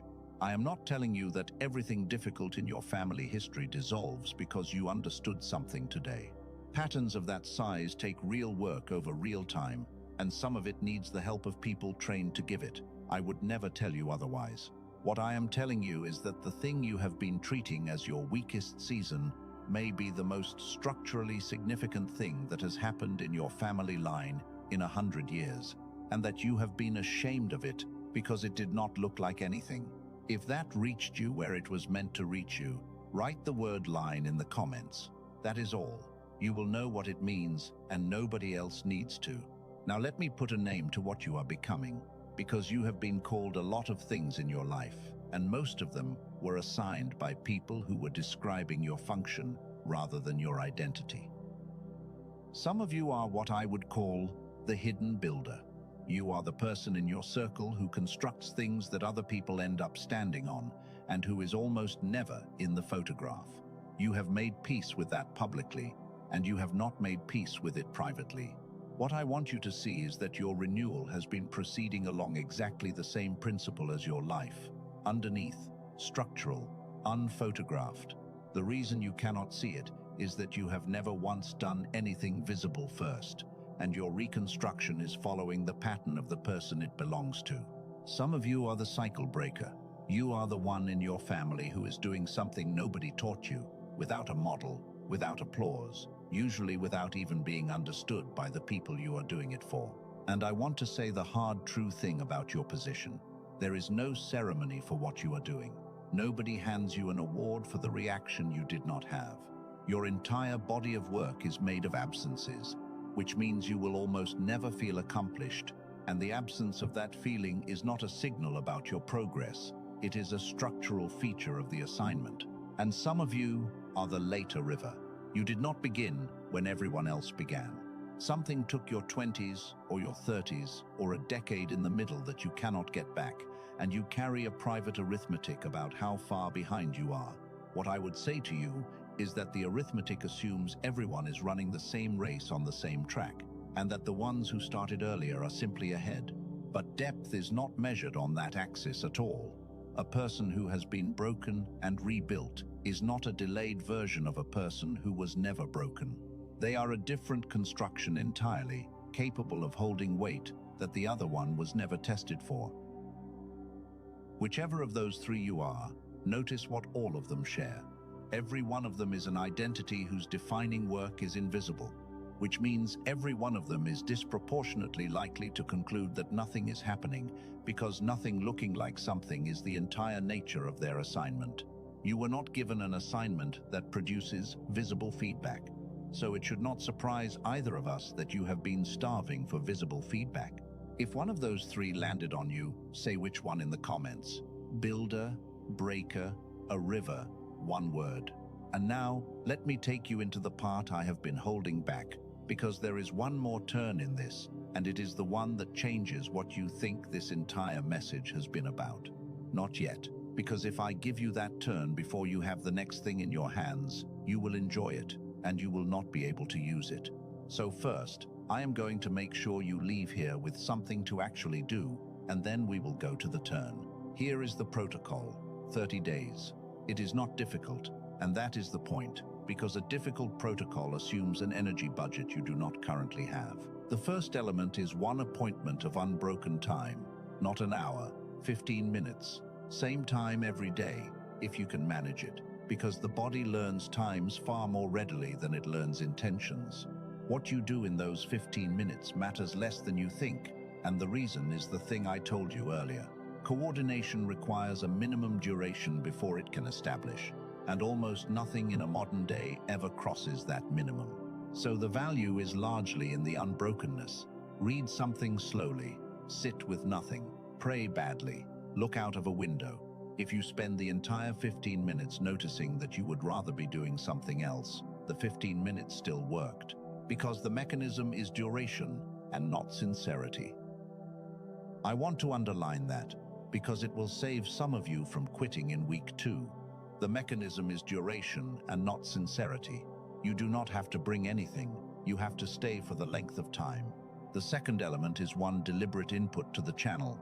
You have been starving 3 times a week, something with no output, no evaluation, and no purpose. Walking with nothing in your ears. Music while doing nothing else at all. Something with your hands that is not productive. Being outdoors without a destination. Almost every one of you just felt a small resistance to that, and I want to name it, because the resistance is diagnostic. It feels like waste. That feeling of waste is not a moral instinct. It is the signature of a mind so dominated by the analytic mode that it can only assign value to activities that produce an output. The resistance is the symptom, which means the activity is the treatment. The third element is the weekly record. 3 questions. What did not happen? How long did the recovery take? What is my body doing that it was not doing a year ago? 10 minutes, once a week, written down. And the fourth element is the hardest one, and I am going to state it without softening it. For 30 days, you do not use your feelings as evidence about your standing. Not once. You are permitted to feel everything you feel. You are simply not permitted to treat any of it as a verdict. That last one is the whole thing, really. The other 3 are supports for it. Let me tell you what usually happens on this protocol, because expectation management is a kindness, and false expectation is how people quit. Week 1 feels like nothing and slightly like a chore. Week 2 is where most people stop, and they stop for a specific reason, which is that around day 9 or 10, a person typically has a bad day. And on a bad day, the old interpretation comes back with total confidence, and the protocol looks naive. If you know that day is coming, it loses most of its power. It is not a signal, it is day 10. Somewhere in week 3, most people report the first strange thing, and it is almost never a feeling. It is usually a noticing. They catch themselves not reacting to something in real time while it is happening. That is the first moment a person becomes aware of their own reconstruction as it operates, and it is quiet and unspectacular, and it changes everything, because from that point onward, the person has direct evidence rather than borrowed belief. And around week 5 or 6, the record starts to speak. 6 entries of 3 questions is enough to see a slope, and a slope is the only thing that has ever settled the argument permanently, because a slope survives a bad Tuesday and a feeling does not. Now, I want to give you the word underneath all of this, because language is not decoration here, and the word you have been using has been working against you. When Paul writes about transformation through the renewing of the mind, the word for renewing is not a word about improvement. It is the same family we spoke about earlier, making new in kind. And the word for transformed in that sentence is the one we get metamorphosis from. It is the word for what happens inside a chrysalis. Now think about what that comparison actually commits him to, because I do not think most people who quote it have followed it through. Inside a chrysalis, the process is not an upgrade. It is not a caterpillar getting better at being a caterpillar. The structure is broken down almost entirely into something with no recognizable features and rebuilt from the material. And here is the part that belongs to you. There is a period in the middle of that process where, if you opened it, you would find nothing that looks like either creature. You would find something formless. You would conclude the thing had died. The stage that looks like nothing is not a pause between 2 stages. It is the stage where all the work happens. Chosen one, you have been opening the chrysalis every few days to check, and then despairing at what you find, and then closing it again. And what you have been finding is not evidence of death. It is exactly what the middle of a metamorphosis looks like to anyone who opens it early. Let me sit here with you for a moment, because we have covered a lot, and I do not want to keep pushing. There is nothing to do with this next paragraph, nothing to check, nothing to apply. You have been doing this a long time, longer than most people would have. You have kept going through a stretch that gave you almost nothing back, and you did it without an audience, and without a clear sense that it was working, and mostly without anyone noticing that it cost you anything. Whatever else is true today, that is true, and it deserves to be said out loud by somebody. And I want to add one thing. The reason you are still here, at this point, in a long message about a difficult subject, is not that you are desperate. Desperate people do not have this much attention. It is that some part of you has continued to believe there was an explanation and refused to accept the flat one everyone else accepted. That instinct was correct. You were right to keep looking. Now let me ask you to do one thing, and this one is the claiming kind, rather than the noticing kind. I want you to say one sentence out loud, wherever you are, even if it is barely audible, not to perform anything for anyone, just so that your own ears hear your own voice say it, because there is a real difference between a thing you think and a thing you say, and your body registers only one of them. Say this: I am not empty, I am under construction. Say it once more if it came out flat the first time, and let it be flat.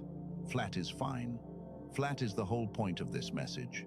And if you want to put it where you will find it again, put those words in the comments. Under construction, 2 words. When the accusation returns in 3 weeks with its date attached, you will have something written in your own hand on the day you understood. And for the one who felt something move when the mind was mentioned earlier, that door is still open in the description and in the pinned comment. It is a small step. But small steps taken from a clear mind have changed entire seasons, and that is the only time I will mention it. Everything that remains in this message belongs to something else entirely. Because there is a turn I promised you, and we have arrived at it. And I want to warn you before I say it, that it is going to reverse something I have let you believe for this entire hour. Up to now, everything I have told you has been organized around a single assumption, and you have been holding it so naturally that you almost certainly did not notice it was an assumption. The assumption is that the feeling is the destination. Every part of this has been arranged that way. The renewal proceeds in order. The feeling comes last. Therefore, the feeling is the finish line, and everything before it is the waiting. That is how I framed it. That is how you received it. And it is how almost every message on this subject frames it, because it is the natural shape. It is also wrong. The feeling is not the destination. The feeling is the equipment for the next assignment. Let me take that apart slowly, because it will not land if I say it quickly. You have been assuming that the restoration of your capacity to feel is a reward at the end of a hard season, something given back to you because you endured, a compensation. It is not a compensation, it is an issue of equipment. Think about what a feeling actually is, functionally. Not what it is like, what it does. A feeling is a perception instrument. It is how a human being detects things that cannot be detected any other way. The weight in a room, what a person is actually saying underneath what they are saying, whether a situation is safe, whether a moment is significant. All of that arrives through the felt sense and through no other channel, which means the felt sense is not a luxury. It is a sense organ, and sense organs are not given to people as prizes. They are given to people who are about to need them. So run that back through everything you have been experiencing. If your capacity to feel is being rebuilt, it is not being rebuilt, so you can enjoy a rich devotional life in a quiet room. It is being rebuilt because there is something coming that you will not be able to navigate without it. Someone is going to sit in front of you and not tell you what is wrong, and you are going to need to be able to feel it in the room. A decision is going to arrive with no clear analytical answer, where both options survive every argument, and the only remaining instrument is the one that reads weight rather than logic. A door is going to open that looks identical to 4 wrong doors, and the difference will not be visible. Chosen one, you are not being given your feelings back so that you can have a nice morning.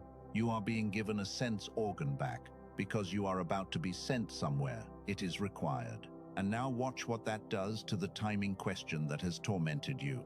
You have been asking why it is taking so long, and you have been asking it as though the schedule were set by your worthiness, or by how much you have suffered, or by some quantity of faith you have failed to accumulate. None of those set the schedule. The schedule is set by the arrival of the thing you will need it for. Equipment is issued relative to a deployment, not relative to a request, which means the timing of your restoration is not a measurement of you at all.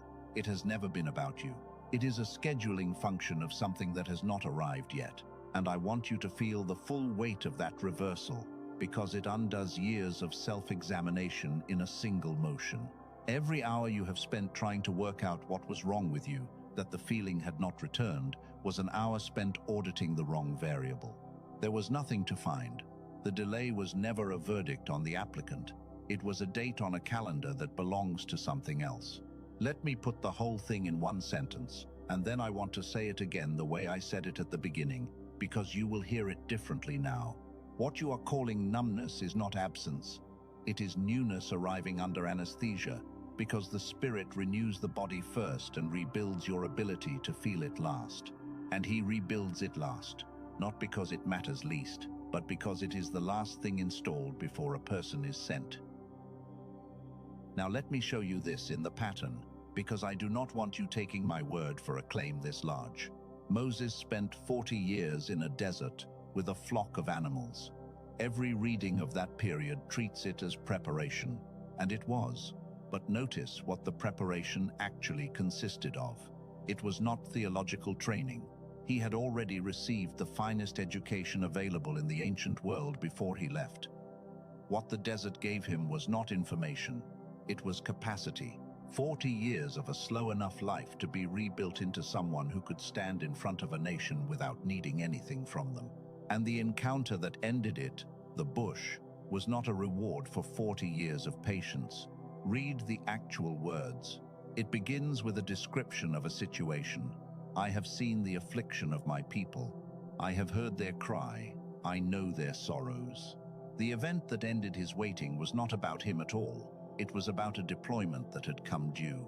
His capacity came back online at the moment it was required somewhere else, not before, and not as a gift to himself.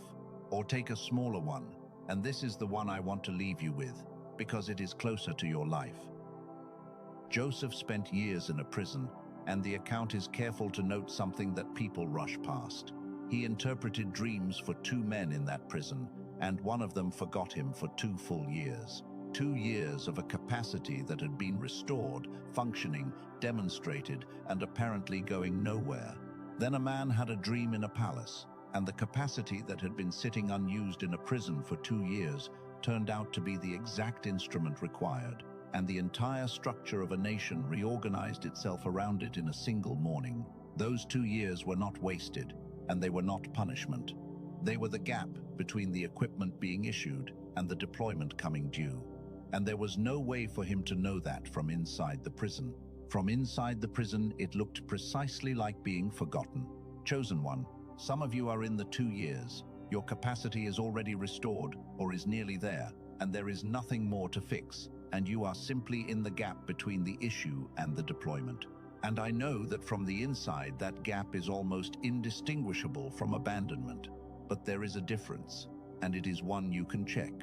Abandonment gets quieter over time. A gap gets more specific. Ask yourself which one has been happening.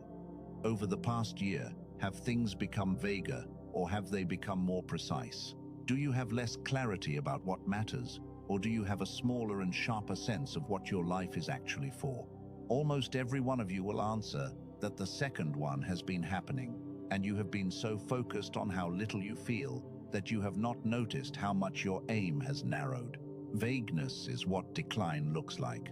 Specificity is what preparation looks like. And you have been getting more specific for a year while calling it a decline. Now, I want to say the difficult half of this, because a reversal like the one I just gave you carries a weight with it, and I am not going to hand you only the pleasant part. If your restoration is equipment for a deployment, then the arrival of the feeling is not the end of anything. It is the beginning of a requirement. There is going to be a moment, probably within the next year, when your capacity comes back, and the first thing it is used for is not your own pleasure. It will be someone else. Somebody is going to arrive in your life in a condition you will recognize immediately, because it will be the condition you have just come out of, and you will be able to see the whole architecture of it, because you have been standing inside it for 2 years taking notes. And in that moment you will understand what the last stretch was, and you will not need anybody to explain it to you. That is the most likely shape of your payoff, not a warm morning. A conversation in which you say 4 sentences that nobody else in that person's life could have said, because nobody else in their life has been where you have been. I want to be honest about what that costs. It means the season you have been enduring was not only about you, and there is a part of every person that would rather it had been. It means the value of what you went through is partly held by somebody you have not met. And it means that when the feeling returns, it will return as an ability rather than as a comfort. But consider the alternative, and consider it seriously. Would you actually want a restoration that had no use? A capacity that existed only to make your own mornings pleasant? Every person I have ever known who was given something, and given no reason for it, found the emptiness of that harder than the waiting. You were not built to be a recipient. You have never been able to hold anything that did not eventually run through you into somebody else. That is not a burden you were assigned. It is the shape you already are, and this renewal has been built to that shape from the first day. So let me put the 2 halves together, because they belong together, and everything else in this hour has been leading here. The renewal is real, and it is physical, and it is running underneath the level where you check. That is the first half, and it means you can stop auditing yourself, and the renewal is issued rather than awarded, which means the timing is not a verdict, and the delay is not about you at all. That is the second half, and it means you can stop negotiating. Between those two, there is almost nothing left of the accusation you walked in with. Chosen one, as we move into this final unfolding, let your spirit register the size of what has been happening in you, because I want to spend this part showing you where it goes. I am going to walk you through 3 rooms of your own future, and I am going to keep every one of them ordinary, because ordinary is what actually arrives, and grand descriptions do nothing except set people up for disappointment. The first room is your own mind. Some months from now, it is a normal morning. You are doing something small, and a thought arrives whole, not assembled painfully out of pieces over an hour, the way thinking has felt for a long time now. Whole, the way things used to arrive when you were young and did not know that was unusual. You will not celebrate it. That is the strange part that nobody warns you about. You will simply use the thought, because whole thoughts feel completely normal when they are happening, and it will only be later that day or that week that you will notice something has changed in how your own mind delivers to you. And there is a specific consequence of that which will matter more than the experience of it. Decisions get cheap, not reckless, cheap. A decision that used to take you 3 days of circling and cost you 2 nights of sleep will take an afternoon, and you will make it, and it will hold. That is not confidence. Confidence is a feeling, and it comes and goes. That is coherence, and coherence is structural. The second room is the room you share with people. Some months from now, you are going to be in an ordinary conversation, and someone is going to say something that would previously have gone straight through the wall of you. A remark with an edge, a tone from a certain family member, something that used to cost you a full afternoon of internal litigation, and you are going to hear it, register it accurately, and then find that there is nothing in you that needs to do anything about it, not because you rose above it, because the machinery that used to turn that into a 2-hour internal event has been rebuilt, and it no longer performs that particular operation. I want to be exact about how that feels, because it is not triumphant. It feels almost like a mild disappointment. You will half expect the storm, and the storm will not arrive. And there is a strange flatness in the absence of a storm you had prepared for. That flatness is not numbness. That is what peace feels like the first several times, before you get used to it. Peace is quieter than people expect, and the first time it shows up, most people misfile it as indifference. Do not misfile it. That is the thing you have been asking for. It just arrives without any of the music you imagined would be playing. And the third room is the one you have not let yourself picture in a long time. And I want to hold it carefully because there is real grief in it for some of you. Some months from now, you are going to be doing something completely unremarkable, and you are going to feel God. Not as an event, not as a wave, as a texture underneath an ordinary hour. The way you used to, before the flatness, when it was not a category of experience you had to go looking for, but simply the background condition of being alive. And I think what will surprise you most is how unspectacular the return is. You have been imagining that the restoration would have to be enormous to make up for the size of the absence. It will not be enormous. It will be quiet, and it will be complete, and the completeness will make the size irrelevant. I want to say something to the ones who have been afraid to want this. Some of you stopped picturing that room deliberately because picturing it and not getting it was costing you more than not picturing it at all. That was not faithlessness. That was a person managing their own pain intelligently with the tools they had. You are allowed to want it again. The information has changed. Wanting it now is not the same act it was 6 months ago. Because 6 months ago, wanting it meant hoping against an unexplained silence, and now it means expecting the last stage of a process, whose earlier stages you can verify with your own hands. That is not the same risk. It never was. Now, before we go to the close of this, there is a decision in front of some of you, And I am going to name it rather than leave it implied, because leaving it implied would be a kind of cowardice. There is a version of the next 30 days where you do nothing, not out of rebellion, simply because a message ends and a life resumes. And by Thursday, it will have thinned into a pleasant memory of an hour that made you feel understood. That is the most likely outcome, statistically, and I would rather say that to you plainly than pretend otherwise. And there is a version where one thing changes, not four things. 1. You keep the record, or you keep the 15 minutes, or you simply stop treating your feelings as a verdict, and you do it for a month. The gap between those two versions of you, a year from now, is not small, and the gap does not come from motivation. It comes from a decision made in the 10 minutes after a message ends, which is the only window in which decisions like this are ever actually made. So if something in you has been saying yes for the last half hour, do the small thing now, in the next 10 minutes, while the window is open. Write the 3 questions somewhere you will see them. Put 15 minutes in tomorrow where you will not be able to argue with it. Whatever the smallest version is, do that version now, rather than the impressive version later, because the impressive version later has never once happened to anyone. And if what your spirit has been confirming is the other thing, the restoration of the instrument itself, then that is in the description and the pinned comment where it has been the whole time, and it will still be there in 10 minutes when you have decided rather than reacted. Chosen one, I want to take you into something now, and I need your body for this, and not only your attention. So let me ask you to make a little room. If you are somewhere you can close your eyes, close them. If you are driving or moving, keep them open and simply let your attention come inward.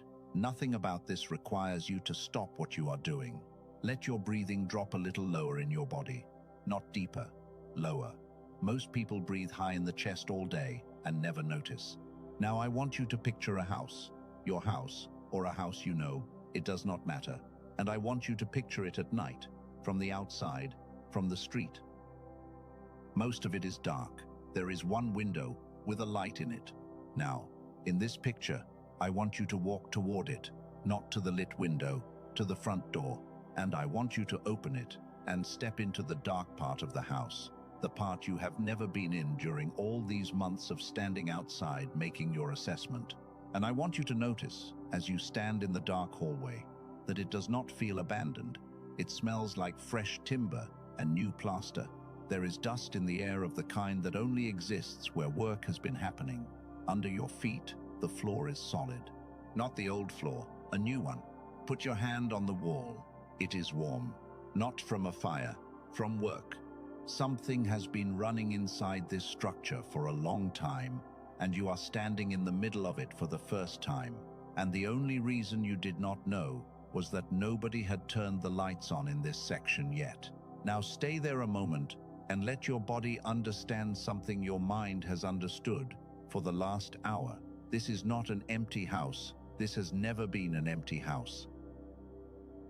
Now take one breath, and as you let it out, let go of one particular sentence you have been carrying, the one about how long it has been. That sentence has been the heaviest thing in your hands, and it has never once been accurate. Let it fall onto the new floor and leave it there. You will not need it in the room you are walking into. And open your eyes. Chosen one, what you just did was not imagination in the sense of pretending. You gave your nervous system a rehearsal of a state it has not been permitted to hold in a long time. That is not decoration, and it is not sentimentality. The body does not fully distinguish between a state it enters and a state it vividly rehearses, which is why practices like that one have been part of every serious spiritual tradition on earth long before anyone had a word for why they work. You just spent 90 seconds in the house instead of on the street. Do that once a day for a month, and you will find it becomes harder and harder to write the old report. There is one more layer to this, and it is the largest one, and I have saved it for last, because it only makes sense once everything underneath it is in place. Everything I have described to you has been happening at the scale of one person, your systems, your recovery, your house. But there is a reason this particular repair is resisted so specifically, And it is not because you personally are important enough to be worth the effort of an enemy. It is because of what a regulated person is capable of. Think about what actually limits most people from doing the thing they were made to do. It is almost never a lack of belief. Ask anyone who is stuck what they believe, and they will tell you accurately. It is almost never a lack of desire. It is almost never a lack of information, in an age where everything is available to everyone. What stops people is capacity, the ability to hold pressure without collapsing, the ability to be disliked and remain functional, the ability to wait through an unclear period without forcing a resolution, the ability to be in a room with a hostile person and stay regulated enough to think. Every single one of those is a nervous system function, not a character function, and every single one of them is exactly what has been quietly rebuilt in you over the last 2 years. Chosen one, you have not been repaired for your comfort. You have been made load-bearing, and a load-bearing person is a genuinely different category of thing in the world. They change the temperature of rooms they walk into. They become the person a family calibrates to in a crisis.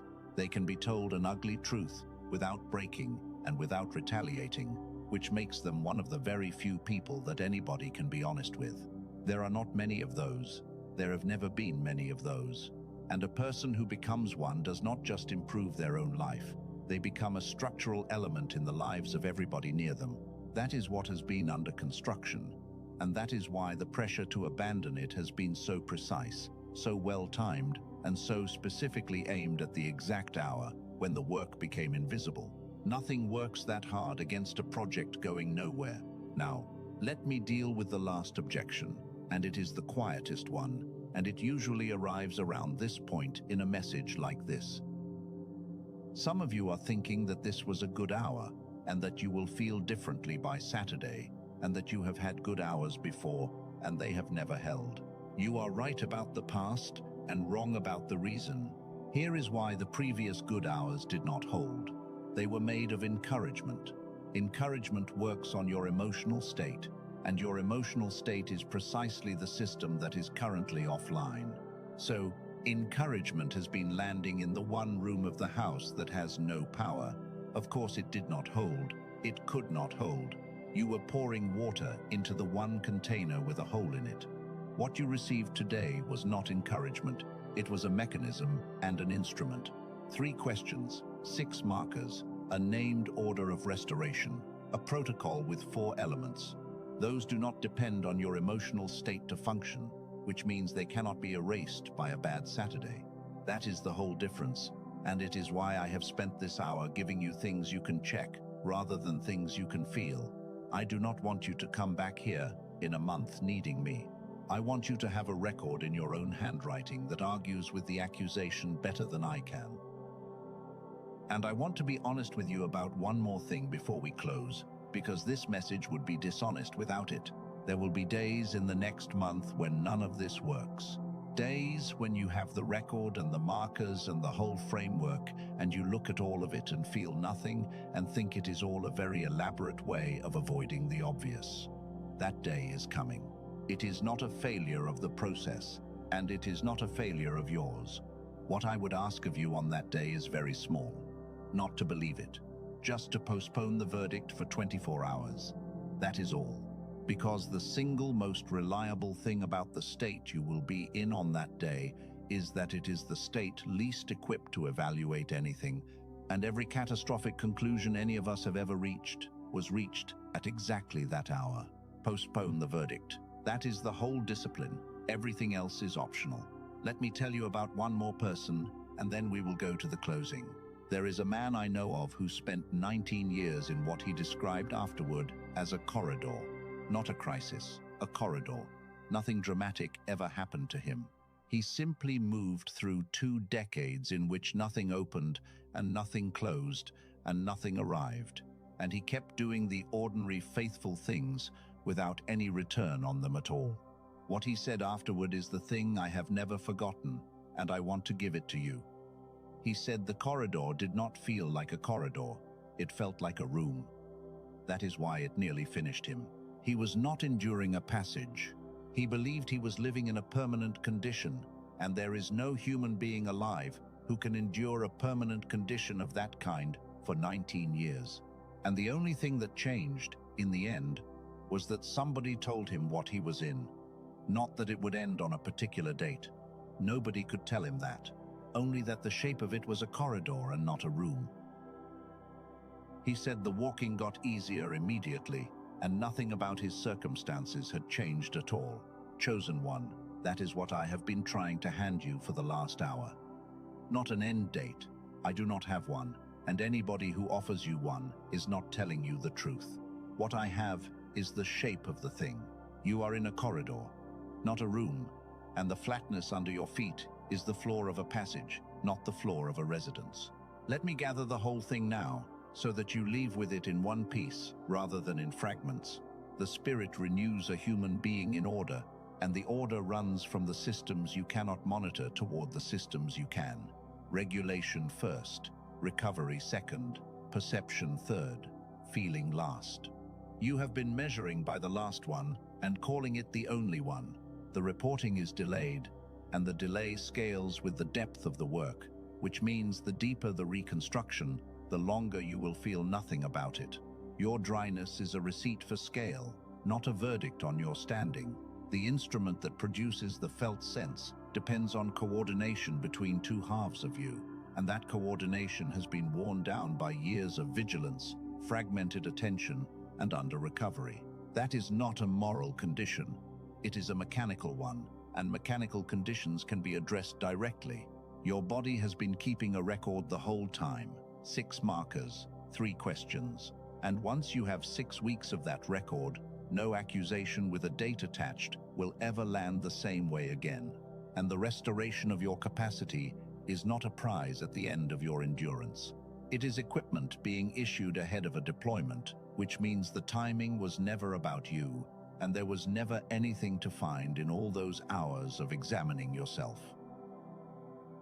That is the message. Everything else was illustration. And so we come to the end of this, and I want to change the register now, because there is one thing left to do, and it is not teaching. Let me ask you to be still for the last part of this. Wherever you are, whatever you are in the middle of, there is nothing more for you to understand tonight. You have enough. The rest of this belongs to a different part of you than the part that has been listening. But before the stillness, there is one last thing I want to give you, and it is not information. It is a way of standing, because you are going to walk out of this message back into a life that has not changed yet. And the question of how a person stands inside an unfinished season is not a small question. It is most of the difference between people who arrive and people who turn back within sight of it. So here is how you stand. You stand like someone who has read the plans, not like someone who has seen the building. There is an enormous difference between those two postures, and everybody near you can feel which one you are in. A person who has seen the building is confident because of evidence in front of them. A person who has read the plans is settled because of a structure they understand. The first one collapses when the view changes. The second one does not, because the plans do not move when the weather does. You stand like a farmer in the 3rd week rather than a spectator at the edge of a field. The spectator asks the field for a sign. The farmer asks what week it is and goes to do the next thing. And it is not that the farmer has more hope. He has less need for hope because he has a calendar. You stand like somebody who is going to be needed. Not urgently, not anxiously, simply as a person who has understood that the capacity being restored in them is going to be requested, and who wants to be in reasonable condition when the request arrives. And you stand without your old sentence, the one about how long it has been. You put that down on the new floor and you left it there, and if you find it back in your hands in a week, and you will, you simply put it down again. That is the practice, not never picking it up, putting it down each time without ceremony and without treating the pickup as a failure. Let me say a few things over you now that I want you to take with you, and I am going to say them plainly. You are not behind. You are early in a process whose earlier stages are the only ones that look like nothing. You are not empty. You are under construction, and the dust in the air of your life is not the residue of a collapse. It is what a working site smells like. You are not far from God. You are inside a section of the house where the lights have not been turned on yet, and He has been in that section with you the entire time, working in a room you could not see Him working in. You are not without evidence. You have 6 markers and 3 questions and a body that has never once lied to you. You are not out of favor. You are in the gap between an issue and a deployment, and that gap has a purpose and it has an end, and the end is not scheduled by your worthiness. And you are not alone in this stretch, even though the stretch is designed in such a way that it feels more solitary than any other part. Now let me speak to a few of you specifically, because I know this message has found some people in particular conditions, and I do not want to leave you inside a general statement. To the one who has been quietly wondering whether they have simply lost their faith, you have not. A person who has lost their faith does not stay for an hour on a message about why they cannot feel God. They move on to something more comfortable within 90 seconds. Your presence here for this long is not evidence of doubt. It is evidence of the exact opposite, and I want you to stop reading your dryness as apostasy. Dryness is a condition. Apostasy is a direction. You are not moving in that direction, and you have not been. To the one who has been carrying somebody else through this same season while feeling nothing themselves, I want you to hear that what you have been doing is not hypocrisy. You have been running a supply line into somebody else's house from a house with no power on, and you have been doing it for months. And the fact that you could not feel it while you did it makes it more costly rather than less genuine. Nobody is going to give you anything for that. I am telling you that it was seen. To the one who is much older than you expected to be while still waiting for something, I am not going to insult you with a promise about time. What I will say is that the pattern we have does not contain a single case of a capacity being restored in someone who was then not used. Not one. Every account we have of a late restoration is followed immediately by a deployment, and often the most consequential one in the whole story. Late arrivals in this pattern are not consolation appearances. And to the one who came to this message today, already having decided that nothing was going to help, and who has been listening with a kind of tired skepticism the whole way through, I want you to know that I would rather have your skepticism than a quick enthusiasm from someone who will forget this by morning. You have been protecting yourself, and you have been doing it competently. All I would ask is the 24-hour postponement, not belief. Just do not close the file tonight. Chosen one. I want to name what has happened during this hour, because something has, and it is not the thing you think. You did not receive new hope. Hope was not the problem. You have had hope all along, and hope has been the thing exhausting you, because hope without a mechanism is just repeated disappointment with a nice name on it. What you received was a reading, a correct reading of a condition you had been misreading for months, and a correct reading does something hope cannot do, which is that it does not need to be renewed daily. Once you have seen it, it stays seen. You cannot go back to not knowing what a corridor is once someone has told you. That is why I have not tried to move you emotionally for most of this hour. Emotion is the system that is offline. I have been speaking, deliberately, to the systems that are online, because those are the ones that can actually receive something tonight. And if you have felt very little during this entire message, I want to say the last honest thing before we go quiet. That is exactly what I would expect. That is consistent with everything I have described. A message about anesthesia should not be expected to arrive as a rush of feeling, and if it had, I would have wondered whether either of us had understood it. You do not have to feel this for it to have landed. That sentence is the whole message, and it is the last piece of teaching I have for you. You do not have to feel this for it to have landed. It has landed in the systems that receive things. It will report to you later, at the usual delay, in the usual quiet way, some ordinary morning when you are doing something small. And now let us be still. Chosen one, let everything you have been holding for the last hour settle now. There is nothing left to work out.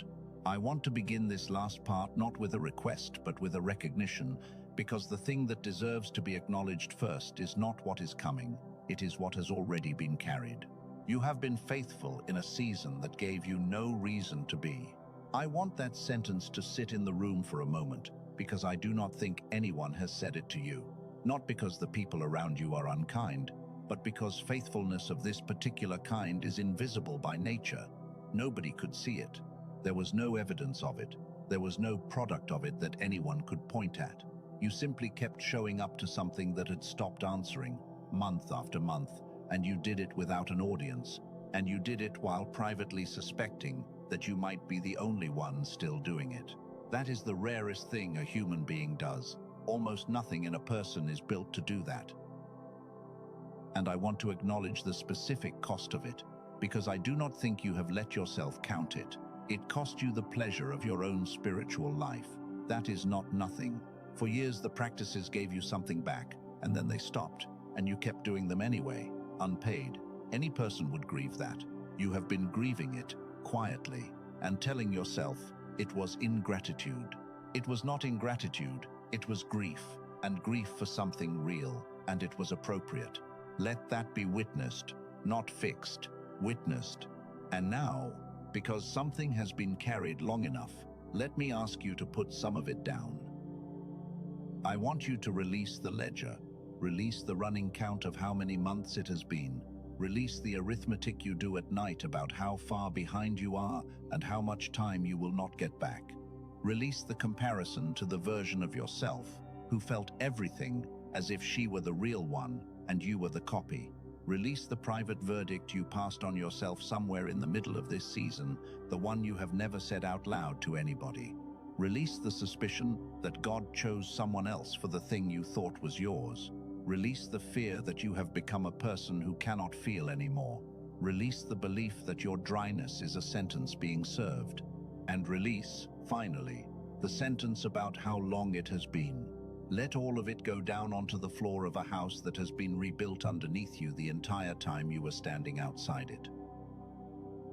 Breathe once, and let the breath out longer than you took it in. Now, wherever you are, I want you to place your hand on your heart.